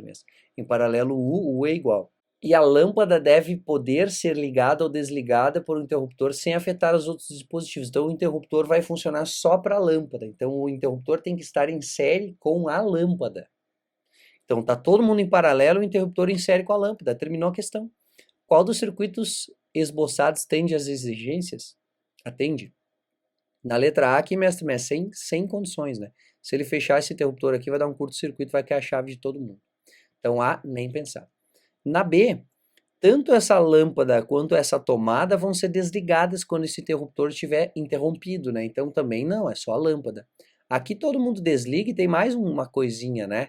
Aqui desliga todo mundo e a tensão da lâmpada é a tensão da rede e das duas tomadas em série. Olha que interessante. Uma tomada só vai funcionar se a outra já estiver funcionando. Se tiver duas tomadas em série, mestre e mestra, só vai funcionar uma delas quando a outra estiver ligada. Então, cada tomada é o interruptor da próxima que está ligada em série a ela. Então, por isso que não se liga a tomada em série, tá bom? Na letra, então, nada a ver esse cara aqui. Na letra D, olha, não é pior do que a letra A, mas tá ruim, né? Porque esse interruptor aqui, se a gente ligar ou desligar, ele vai desligar todo mundo. E tá todo mundo em série. Quer dizer que eu estou distribuindo a tensão da rede em 13. Não estou fazendo todo mundo ter a mesma tensão. E na letra E, bom, na letra E a gente fica faceiro, né? Tava até ficando revoltado. A DDP da tomada é a mesma, que estão ligados às duas fases, né? Pode ser o neutro aqui, pode ser a fase, né? Mais e menos. E a lâmpada, sim, ela vai ser ligada ou desligada através desse interruptor. Então, letra E é a alternativa correta. Tudo tranquilo, mestre e mestra? Vamos então à leitura da questão de número 24. Um eletricista projeta um circuito com 3 lâmpadas incandescentes idênticas, conectadas conforme a figura. Então, as 3 lâmpadas são iguais, como ele falou. Deseja-se que uma delas fique sempre acesa, por isso é ligada diretamente aos polos da bateria, entre os quais se mantém uma tensão constante. As outras 2 lâmpadas são conectadas em um fio separado que contém uma chave. Com a chave aberta, desligada, a bateria fornece uma potência X. Nota aqui, mestre, quando essa chave é aberta aqui, é só a lâmpada 1 que está brilhando. Então a potência fornecida vai ser a potência dessa lâmpada. Agora vamos ver a pergunta. Assumindo que as lâmpadas obedecem à lei de Ohm, ou seja, sua resistência elétrica não muda com a sua DDP, com a chave fechada. Então o circuito agora vai ser fechado aqui, mestre. O circuito, as lâmpadas 2 e 3 também vão ligar. A potência fornecida pela bateria em função de X é... Peraí, vamos descobrir quanto que o X vale? O X vale potência inicial é igual a DDP inicial ao quadrado sobre R. A DDP é a mesma. Então, essa potência vai ser O ao quadrado sobre R. E isso aqui é X. Essa potência, então, que é O ao quadrado sobre R, é X. Agora, a gente vai achar a potência elétrica quando ele ligou a chave. Qual é que é a resistência elétrica total do circuito quando ele liga a chave? Se cada uma delas é R, mestre, eu tenho 2R aqui em cima em paralelo com R aqui embaixo. Como é que resolve a associação em paralelo quando tem só duas? Tipo, em cima é 2R e ali embaixo vai ser R. Produto sobre soma. Então, bora fazer. 2R vezes R, produto, né? Sobre 2R mais R. Isso aqui vai ser igual a 2R ao quadrado dividido por 3R. Simplificando-se, cortei o R com R, ficou a resistência total, depois que fecha a chave, é igual a 2R sobre 3. Então, vamos calcular a nova potência. A potência nova vai ser igual ao mesmo U ao quadrado, chamar de pelinha, né? Sobre 2R sobre 3. Quer dizer que a nova potência vai ser igual, conserva o numerador, multiplica invertendo o denominador, 2, opa, não, é 3, né? 3 sobre 2R. Quer dizer que a nova potência vai ser igual a 3 meios de U ao quadrado sobre R. Só que U ao quadrado sobre R, mestre, era a potência que tinha antes, ó. Isto aqui é o que a gente chama de X. Então, eu vou dizer que a potência agora, em termos de X, é igual a 3 meios de X. Alternativa, letra C. Tudo tranquilo, mestre? Se a resistência é multiplicada por 2/3, a potência vai ser multiplicada por 3 meios. A potência é inversamente proporcional à resistência elétrica para uma mesma DDP. Isso significa que o chuveiro elétrico, que é o que mais tem potência elétrica em casa, é o de menor resistência elétrica. Tanto é que o chuveiro elétrico é quem puxa a maior corrente elétrica da rede, né? O que precisa ser percorrido demanda a maior corrente possível. Tudo tranquilo, mestre? Bora então responder a questão de número 25. Acompanhe a leitura ali. A rede elétrica de uma residência tem tensão de 110 volts se o morador compra, por engano, uma lâmpada incandescente com potência nominal de 100 watts e tensão nominal de 220 volts. Opa, era para ser 220, mas ele vai ligar em 110, tá vendo? Se essa lâmpada for ligada na rede de 110, o que acontecerá? Bom, percebe, mestre, que ele está falando da mesma lâmpada, que ela foi fabricada para ser ligada a 220, que vai ser ligada em 110. Então, é o mesmo resistor. que vai acontecer com a potência dessa lâmpada? Bom, se eu quero saber o que acontece com a potência em função da resistência da DDP, vou fazer potência igual ao quadrado sobre R. Quer dizer que a potência ela é diretamente proporcional, primeira informação, só que ao quadrado da DDP. O que isso significa, mestre? Significa que se a DDP for reduzida à metade, vou botar aqui, ó, DDP dividida por 2, a potência vai ser dividida por 2 ao quadrado, vai ser dividida por 4. Então, se a lâmpada tinha uma potência de 100 watts, a potência nova da lâmpada vai ser 25 watts. Isso porque a corrente elétrica vai ser reduzida à metade. Se a corrente elétrica é reduzida à metade, para uma mesma resistência elétrica, a potência vai ficar 4 vezes menor. Tudo tranquilo, mas me lembra do π, I ao quadrado vezes R. Se o I é a metade, a potência vai ser 4 vezes menor. Então, vamos procurar a alternativa. A lâmpada brilhará normalmente? Não. A lâmpada não acenderá? Errado, ela acende, mas bem mais fraquinho. A lâmpada irá acender dissipando a potência de 50 watts? Não. Esse aqui é o que mais devem ter assinalado. A lâmpada irá brilhar fracamente, sim, pois com metade da tensão a corrente elétrica também será menor, metade, e a potência dissipada será menos da metade da nominal. Perfeito. Letra D é a resposta. Tudo tranquilo, mestre? Bora então responder a questão de número 26. Acompanhe a leitura ali. Recentemente foram obtidos os fios de cobre mais finos possíveis, contendo apenas um átomo de espessura, que podem futuramente ser usados em microprocessadores. O chamado nanofio, representado na figura, pode ser aproximado por um pequeno cilindro de comprimento 0,5 nanômetros. 1 nanômetro igual a 10⁻⁹ metros. A seção reta de um átomo de cobre, a área de secção, é de 0,05 nanômetros quadrados. Mestre, aqui tá, eu acho que o erro do pessoal é esse, ó.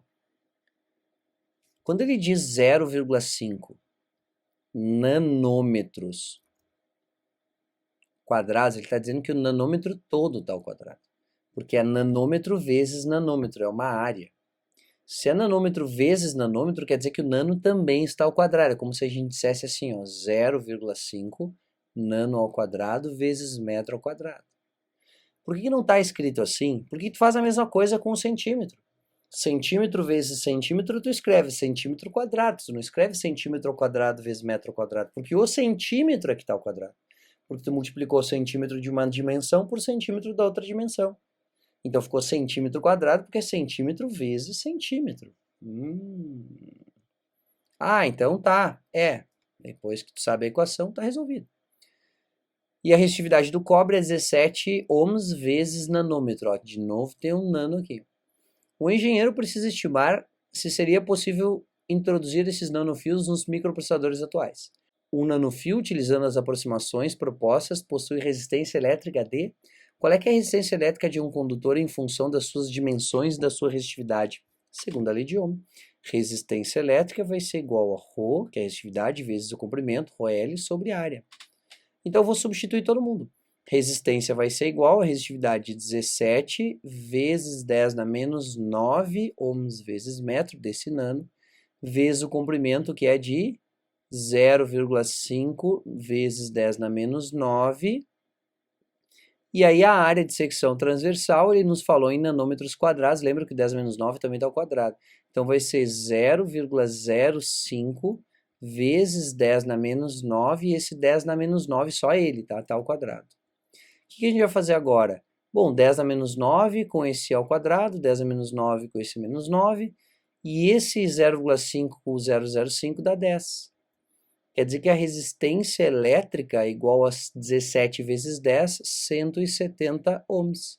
Alternativa, a letra E. Tudo tranquilo, mestre? É aplicação de fórmula e se ligar que o nanômetro quadrado também é nano ao quadrado. Bora então ler a questão de número 27. Acompanhe a leitura ali. Fusíveis são dispositivos de proteção de um circuito elétrico sensíveis ao excesso de corrente elétrica. Os modelos mais simples consistem em um filamento metálico de baixo ponto de fusão. Lembra? Fusível tem a ver com a fusão, que se funde quando a corrente ultrapassa determinado valor, evitando que as demais partes do circuito sejam danificadas. A figura mostra um diagrama de um circuito em que um fusível F protege um resistor R de 12 ohms, uma lâmpada L de 6 watts e um alto-falante que conduz 1 ampere de corrente elétrica, claro. Então aqui está o fusível, ó, nota que o fusível está ligado em série com o gerador, ou seja, a corrente elétrica total vai passar por ele, e aí a corrente elétrica que passa por esse resistor, por essa lâmpada e por esse alto-falante passam pelo fusível. Sabendo que esse fusível foi projetado para trabalhar com uma corrente até 20% maior que a corrente nominal que atravessa esse circuito, seria a corrente máxima, né? Seria a tolerância dele, 20%.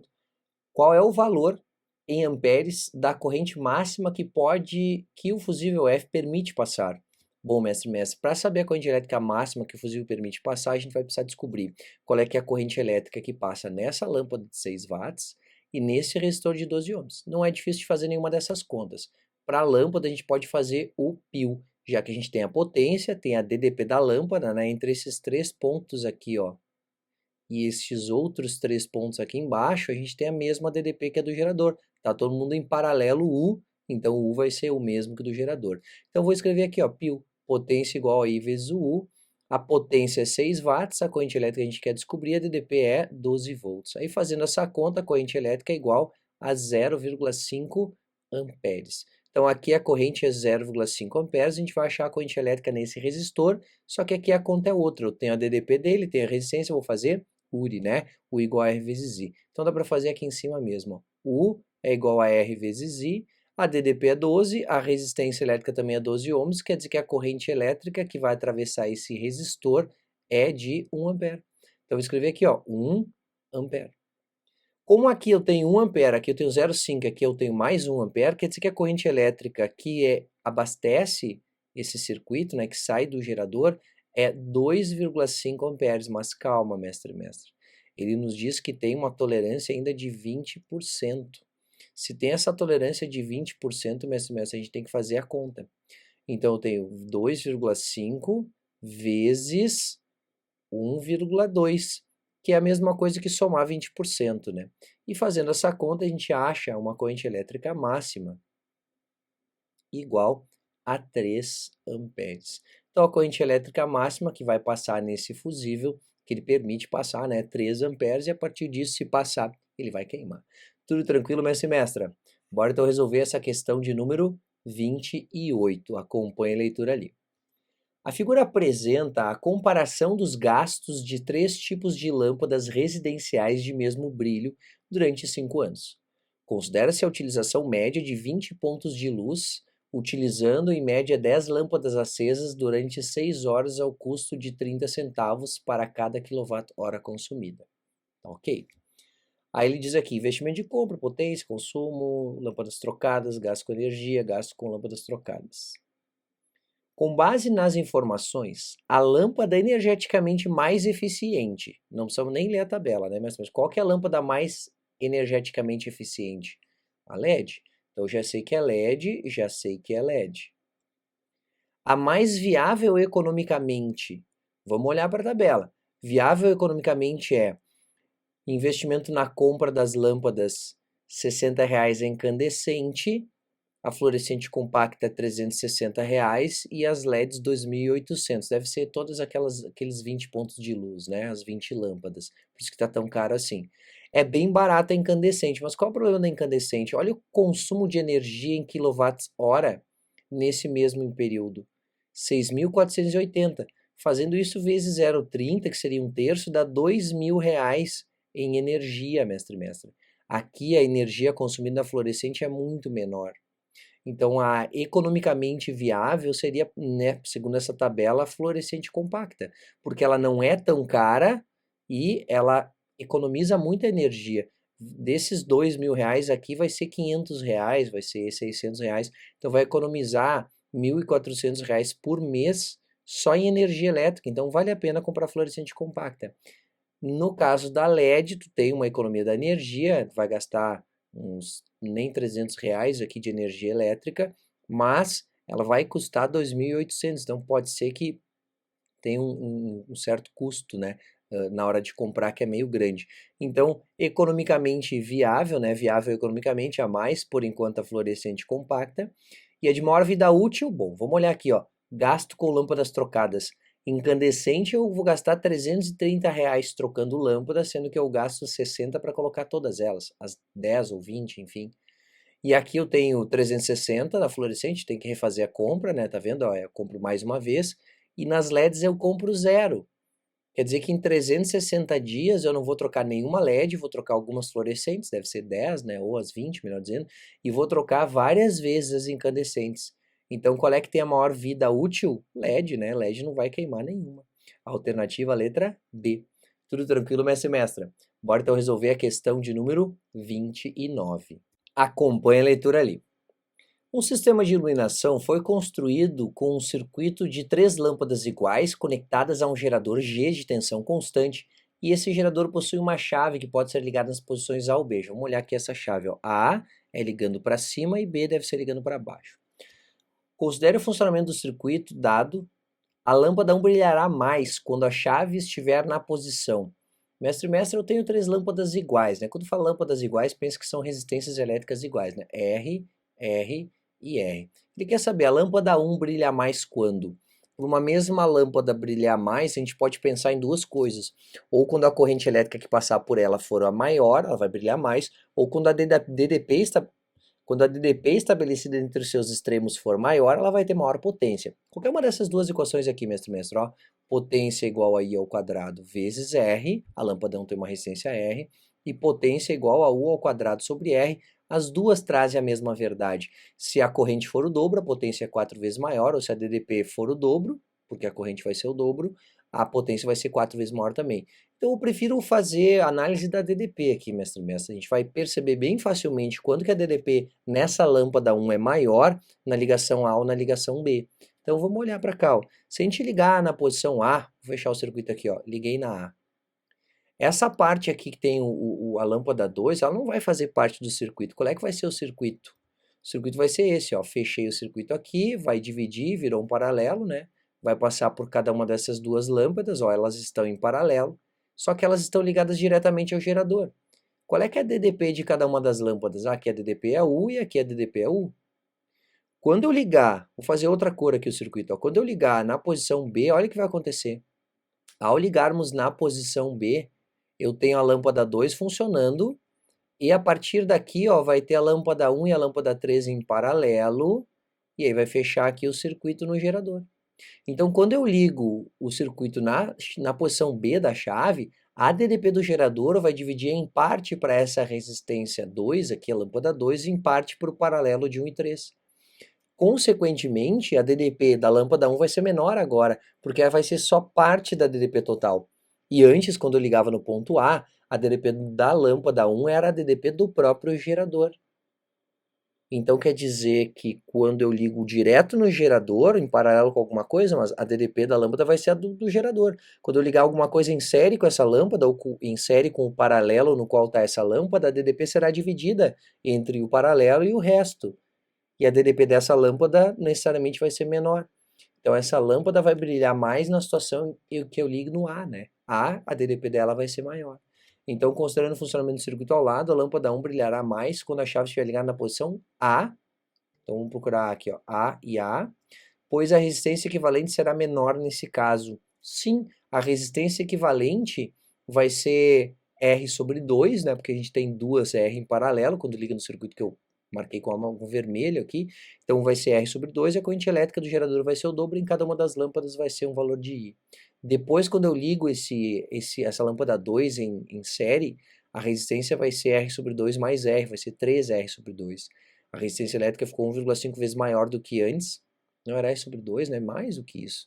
Ficou 3 vezes maior do que antes. E aí a corrente elétrica vai ser 3 vezes menor e ainda ela vai dividir por 2. Aqui vai vir 2/3 da corrente elétrica que vinha antes. Então, realmente, a resistência equivalente será menor no caso em que liga no A, e aí o brilho da lâmpada 1 vai ser maior, porque a sua corrente elétrica será maior. Tudo tranquilo, mestre e mestra? Bora então ler a questão de número 30. Acompanhe a leitura ali. Os manuais dos fornos micro-onda desaconselham, sob pena de perda da garantia, que eles sejam ligados em paralelo juntamente a outros aparelhos eletrodomésticos por meio de tomadas múltiplas, popularmente conhecidas como benjamins ou T's, devido ao alto risco de incêndio e derretimento dessas tomadas bem como daquelas dos próprios aparelhos. Os riscos citados são decorrentes da... Quando tu liga 3 coisas na mesma tomada, mestre, a corrente elétrica que está chegando nessa tomada é a corrente elétrica que abastece todos os aparelhos, é a soma. Então é como se tu fizesse numa tomada os 3 aparelhos funcionarem ao mesmo tempo. Então o micro-ondas, ele demanda uma corrente elétrica enorme para funcionar. Então ele deveria ser ligado sozinho na sua tomada, inclusive uma tomada que tenha pelo menos um limite de 15 amperes na bitola dos fios de ligação dela. Pode olhar que o pino do micro-ondas é mais grosso do que o pino do liquidificador. Por que ele é mais grosso o pino? Para poder ser percorrido uma corrente elétrica maior e não sofrer aquecimento. Então o problema é que a corrente elétrica ali é muito grande nesse T, quando a corrente elétrica, além do micro-ondas, de algum outro aparelho eletrodoméstico. Então, os riscos citados são decorrentes da onde é que vem esse risco? Resistividade da conexão que diminui devido a variações de temperatura do circuito. Não, a resistividade até vai aumentar, né? Porque a temperatura vai aumentar.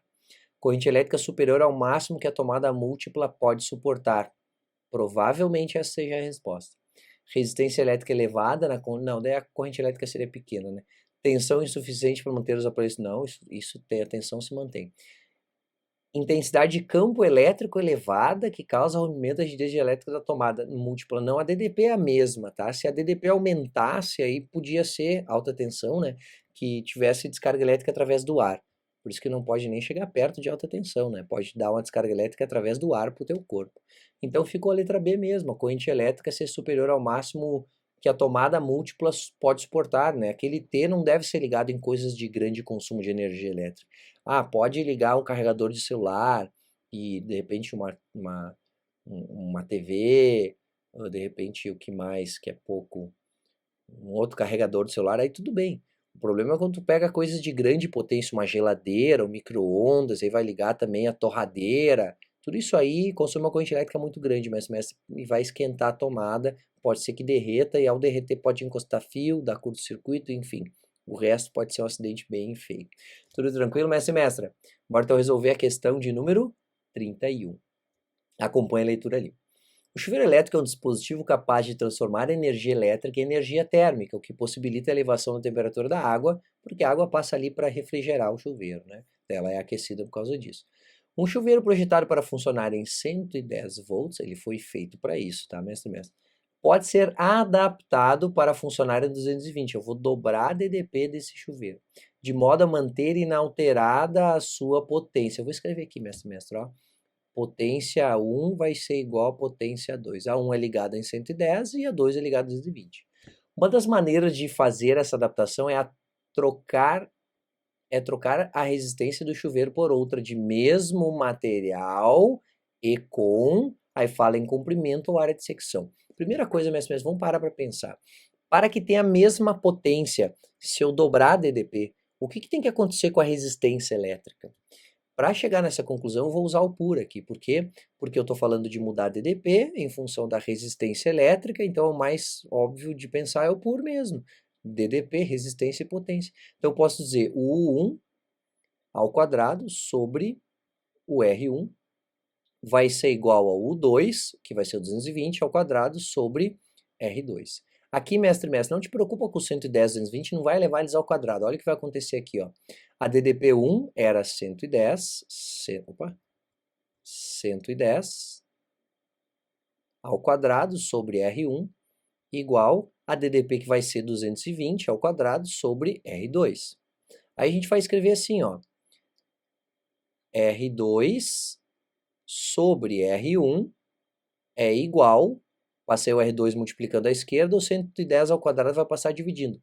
220 ao quadrado dividido por 110 ao quadrado. 220 ao quadrado dividido por 110 ao quadrado é a mesma coisa que 220 sobre 110, tudo isso agora ao quadrado. Não é assim que se faz? Bom, sabendo disso, mestre, agora basta que a gente veja, né? 220 por 110 é 2. Então, R2 sobre R1 vai ser igual a 2 ao quadrado. Quer dizer que o R2 tem que ser igual a 4 vezes o R1. Então, quando a gente dobrar DDP para que funcione com a mesma potência, a gente precisa quadruplicar a resistência elétrica. E se eu quadruplico a resistência elétrica, mestre, o que eu faço com o comprimento ou com a área? Lembra que a resistência elétrica de um condutor é igual a ρ vezes L sobre A. A resistividade é a mesma, já que ele falou que é o mesmo material, mesma resistividade. E aí, se a resistência tem que ser 4 vezes maior, eu vou fazer o comprimento ficar 4 vezes maior ou a área ficar 4 vezes menor. Então, vamos ver o que ele está dizendo aqui. O dobro do comprimento do fio? Não. Metade do comprimento também não.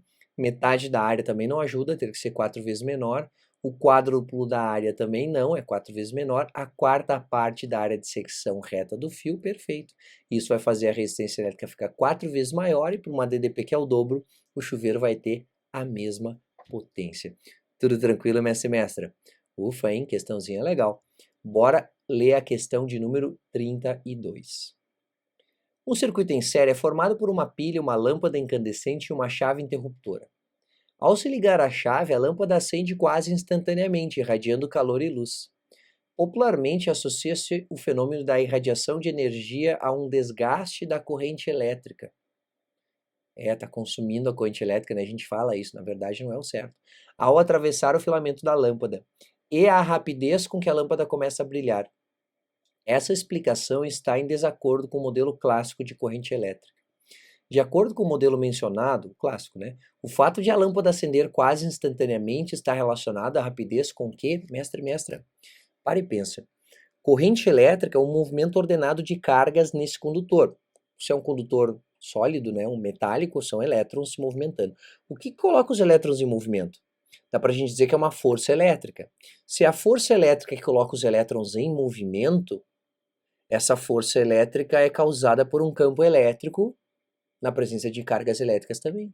Então, no fio se estabelece um campo elétrico. E quando a gente liga a chave, a partir da diferença de potencial da pilha, estabelece-se no fio um campo elétrico quase que instantaneamente, é a velocidade da luz, praticamente.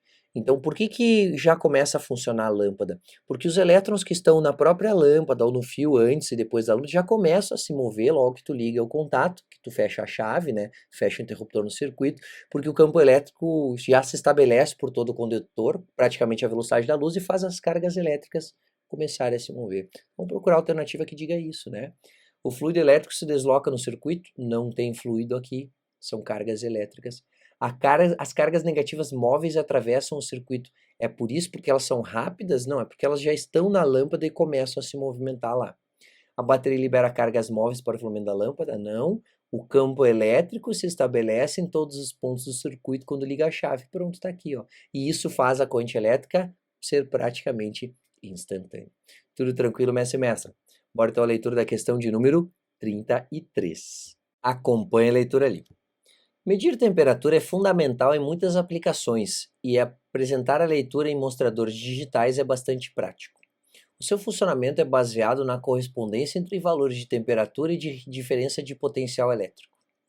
Por exemplo, podemos usar o circuito elétrico apresentado, no qual o elemento sensor de temperatura ocupa um dos braços do circuito, RS. É desse cara que ele está falando, ó. Resistor sensível, dá para chamar. E a dependência da resistência com a temperatura é conhecida. Então, quem fez isso aqui conhece essa dependência. Para um valor de temperatura em que a resistência sensível é 100 ohms, a leitura apresentada pelo voltímetro será de... Mestre e mestra, primeiro, calma. Essa questão, sim, foi a mais difícil até hoje do Enem, eletrodinâmica. Nunca mais caiu nada nem parecido. O desenho até era, mas a solução era uma parte dessa aqui. E eu vou te mostrar passo a passo, quero que tu entenda qual é que é a pergunta primeiro, e depois disso como é que se chega ao resultado de cada uma das perguntinhas que surgem. Presta atenção aqui, mestre. Ó. Ele quer saber qual é que é a diferença de potencial entre este ponto aqui e este ponto aqui, ó, que é os pontos nos quais o voltímetro está ligado. Eu posso chamar esse aqui de ponto B e esse aqui de ponto C. Quando ele te pede a leitura no voltímetro, sempre o voltímetro vai mostrar, isso é sempre verdade, o potencial ligado ao polo positivo menos o potencial ligado no polo negativo. Não importa qual que é positivo e qual que é negativo. A pergunta dessa questão, na verdade, é isso. Ó. Ele quer saber qual é que é VB menos VC. Se o VC for negativo, vai botar um menos na frente. Se o VB for negativo, vai botar um menos na frente. O que importa é que tu saiba disso. Outra coisa a se perceber no circuito é que ele liga esse ponto aqui na terra, ó, é um aterramento. Quer dizer que o potencial desse ponto, que eu vou chamar de D, é zero. Posso dizer que o potencial do ponto D é igual a zero. Sempre que estiver ligado na terra, o potencial é zero. E como essa bateria tem uma diferença de potencial de 10 volts para oferecer, nesse ponto A, qual é que vai ser o potencial se neste aqui que está ligado no polo negativo é zero, hein, mestre? Neste polo aqui vai ser, nesse ponto aqui do circuito, o potencial vai ser igual a 10 volts. Para saber a diferença de potencial entre B e C, eu preciso saber qual é que é o potencial de B e qual é que é o potencial de C. E para descobrir cada um desses potenciais, mestre e mestra, basta que a gente saiba qual é que é a corrente elétrica que passa aqui, vou chamar de I1, e aí eu podia achar qual é que é a DDP desse resistor de 470 ohms. Sabendo a DDP desse resistor, eu posso dizer que a DDP de A para B é a DDP desse resistor. Então, do ponto A, que o potencial é 10 volts, vai cair, porque o resistor causa sempre queda de potencial, tantos volts até o ponto B. Então, sei lá, se cai 3 volts, se o potencial de A é 10, no B vai ser 7, porque caiu 3. Só que eu tenho que achar essa corrente elétrica. Para achar essa corrente elétrica, mais ou menos, eu vou ter que olhar para todo esse pedaço aqui, ó. Vou riscar por cima, depois eu apago, ó. De A até o ponto D pelo lado B. Então, eu posso achar essa corrente elétrica fazendo assim, ó. U entre A e D, vou fazer o laranja aqui que eu fiz, tá? É igual à resistência elétrica que existe entre A e D por esse lado, vezes a corrente elétrica que eu chamei de 1. Qual é que é a diferença de potencial entre os pontos A e D, hein, mestre e mestra? A diferença de potencial aqui é 10 volts, por quê? Porque vai do 10 para o 0. A resistência elétrica é quanto aí, mestre e mestra? Eu tenho 470 e eu tenho 100. Então, a resistência elétrica é 570, vezes a corrente elétrica I1. Quer dizer que a corrente elétrica I1 é igual a 10 dividido por 570. Essa é a corrente elétrica, não preciso fazer conta nenhuma com ela. Eu sei que essa é a corrente elétrica que existe, né, passando de A para B e para D. A partir daí, mestre e mestre, a gente pode achar qual é que é a DDP entre os pontos A e B, pela resistência vezes a corrente. Então, eu vou fazer aqui do ladinho. Vai ser apertado, mas vai ser aqui do ladinho. A DDP entre os pontos A e B vai ser igual à resistência elétrica entre os pontos A e B vezes a corrente que eu achei. A DDP entre os pontos A e B é igual à resistência elétrica entre A e B, ó, só entre A e B é só isso aqui, ó. Vai ser 470 vezes a corrente que é 10 sobre 570. Quer dizer que a diferença de potencial entre os pontos A e B é igual a 8,25 volts. Agora que eu sei a diferença de potencial entre os pontos A e B, eu posso achar o potencial de B, aí eu começo a responder a questão. Se a diferença de potencial entre os pontos A e B é 8,5, eu posso escrever potencial de A menos potencial de B é igual a 8,25. Potencial de A é 10, então eu vou deixar aqui, ó, 10 menos, vou passar 8,25 à esquerda, vai ficar negativo, vai ser igual ao VB. Pronto, quer dizer que o VB é igual a 1,75 volts. Já posso até escrever aqui, ó, 1,75 menos o valor do potencial que tem em C. Para calcular o potencial que tem em C, eu vou fazer pelo outro lado aqui, mesma coisa, ó. Vou achar qual é que é essa corrente elétrica I2. Aí eu vou, para achar essa corrente elétrica, pensar em todo esse circuito aqui, ó, de A até D, só que passando por C. E depois disso eu vou fazer a mesma coisa que eu fiz para achar qual é que era o potencial do ponto B, eu vou achar o ponto C. Então, bora achar essa corrente elétrica I2, fazendo U entre A e D pelo lado C, igual a R vezes I. Então, U entre A e D é igual a resistência entre A e D, passando por C, daí agora, né, vezes o I2. U entre A e D é os mesmos 10 que antes, né, de 10 para 0 é 10 a diferença de potencial, a queda de potencial. Então, 10 é igual. Resistência elétrica de A até D, passando por C, é 470 mais 120. 590 ohms, vezes a corrente elétrica I2. Quer dizer que o I2 é igual a 10 sobre 590. Não precisa fazer essa conta também, mestre e mestre. A gente pode agora já calcular qual é que é a diferença de potencial entre os pontos A e D. Desculpa, A e C, né? Entre A e C para achar qual é que é o potencial em C. Então, o DDP entre os pontos A e C vai ser igual à resistência elétrica entre os pontos A e C vezes a corrente elétrica I2, que é quem passa entre os pontos A e C. A DDP entre os pontos A e C vai ser igual à resistência que está ali é 470 e a corrente elétrica é 10 sobre 590. Fazendo essa conta, a DDP entre os pontos A e C é igual a 7,97 volts. Sabendo qual é que é a diferença de potencial entre os pontos A e C, a gente pode achar o potencial de C que nem fez antes aqui, ó, para achar qual é que era o potencial do ponto B. Então, potencial de A menos potencial de C, isso aqui, ó, que é a diferença de potencial, diferença de potencial entre A e C, vai ser igual a 7,97. Potencial de A eu sei que é 10, menos potencial de C vai ser igual a 7,97. Então, 10 menos 7,97 será igual ao potencial de C. Isso quer dizer que o potencial de C, fazer aqui no cantinho, é igual a 2,03 volts. Então, vou colocar aqui, ó, menos 2,03 volts. Fazendo essa conta de 1,75 menos 2,03 volts, a gente acha uma diferença de potencial de menos 0,28 volts. Aproximadamente menos 0,3 volts. Alternativa, a letra D. Nem vou perguntar tudo tranquilo, mestre, vou te aconselhar a assistir de novo essa solução. Ela é uma questão chata de fazer mesmo, mas o jeito de resolver é esse aí mesmo, tá bom?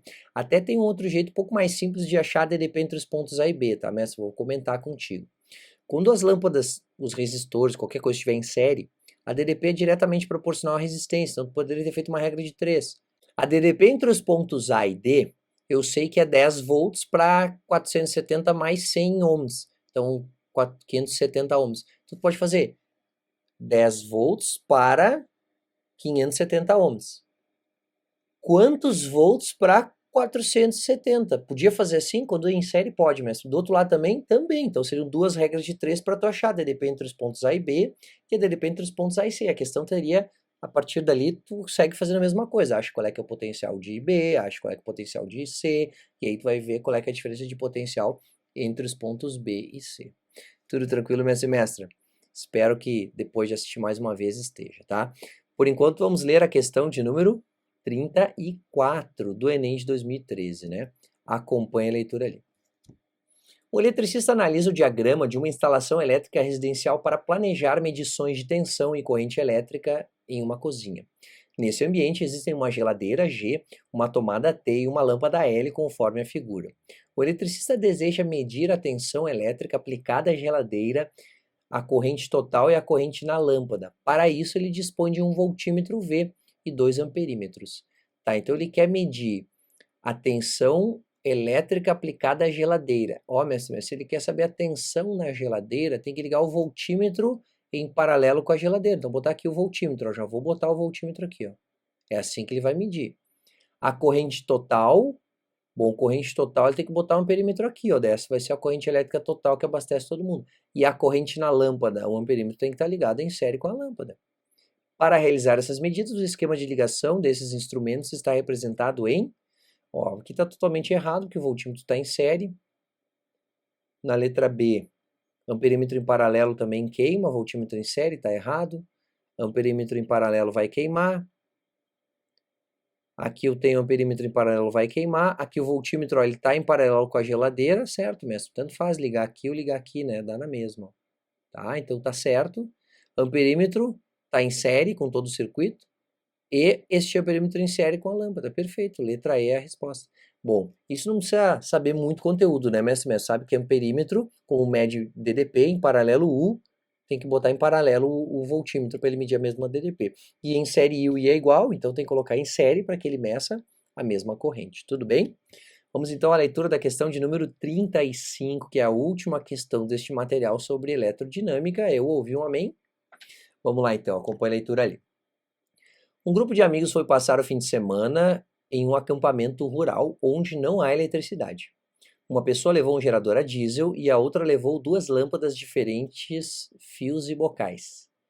Perto do anoitecer, iniciaram a instalação e verificaram que as lâmpadas eram de 60 watts, 110 volts, e o gerador produzia tensão de 220 volts.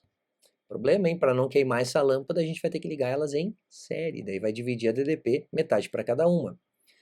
Para que as 2 lâmpadas possam funcionar de acordo com as suas especificações e o circuito tenha a menor perda possível, a estrutura do circuito elétrico deverá ser de 2 bocais ligados em série, né, mestre? Porque cada lâmpada vai ficar sujeita a uma diferença de potencial de 110 volts, senão ela vai queimar. Ok. E aí eu vou usar fios de ligação o quê? Ó, em série usar fios de maior espessura. Sim, porque maior espessura? Porque quanto maior a espessura, ρ vezes L sobre área. Quanto maior a espessura, menor é a resistência elétrica, a passagem de corrente elétrica, menor é a perda que a gente vai ter aqui transferindo energia até as lâmpadas. Então, menor espessura. Máximo comprimento não, né? Maior espessura, aliás. Máximo comprimento não, porque ele aumentaria a resistência elétrica, não é uma boa. Paralelo não, então série usar fios de maior espessura, maior espessura, para ter menor resistência elétrica possível e reduzir as perdas, né? Vou botar aqui, ó, e o circuito tem a menor perda possível, é isso que está te dizendo, a resistência elétrica dos fios de ligação tem que ser a menor possível. Tudo tranquilo, mestre e mestra? Espero que tenha tirado suas dúvidas nessa lista, dá uma olhadinha em alguma questão que ficou dúvida ainda, dá para olhar para o material, né? As aulas sobre eletrodinâmica que estão bem completas no curso Física Fácil. É só sair da onde tu tá ali e ir para essa semana. As aulas normais do curso estão à disposição, tem exercícios para fazer. Vale muito a pena. Eletrodinâmica, como a gente viu, assim como ondulatória e acústica, é um dos conteúdos mais cobrados. Tudo tranquilo, mestre e mestra? Muito obrigado pela tua atenção. A gente se vê agora, daqui a pouquinho, né, na aula sobre magnetismo no Enem.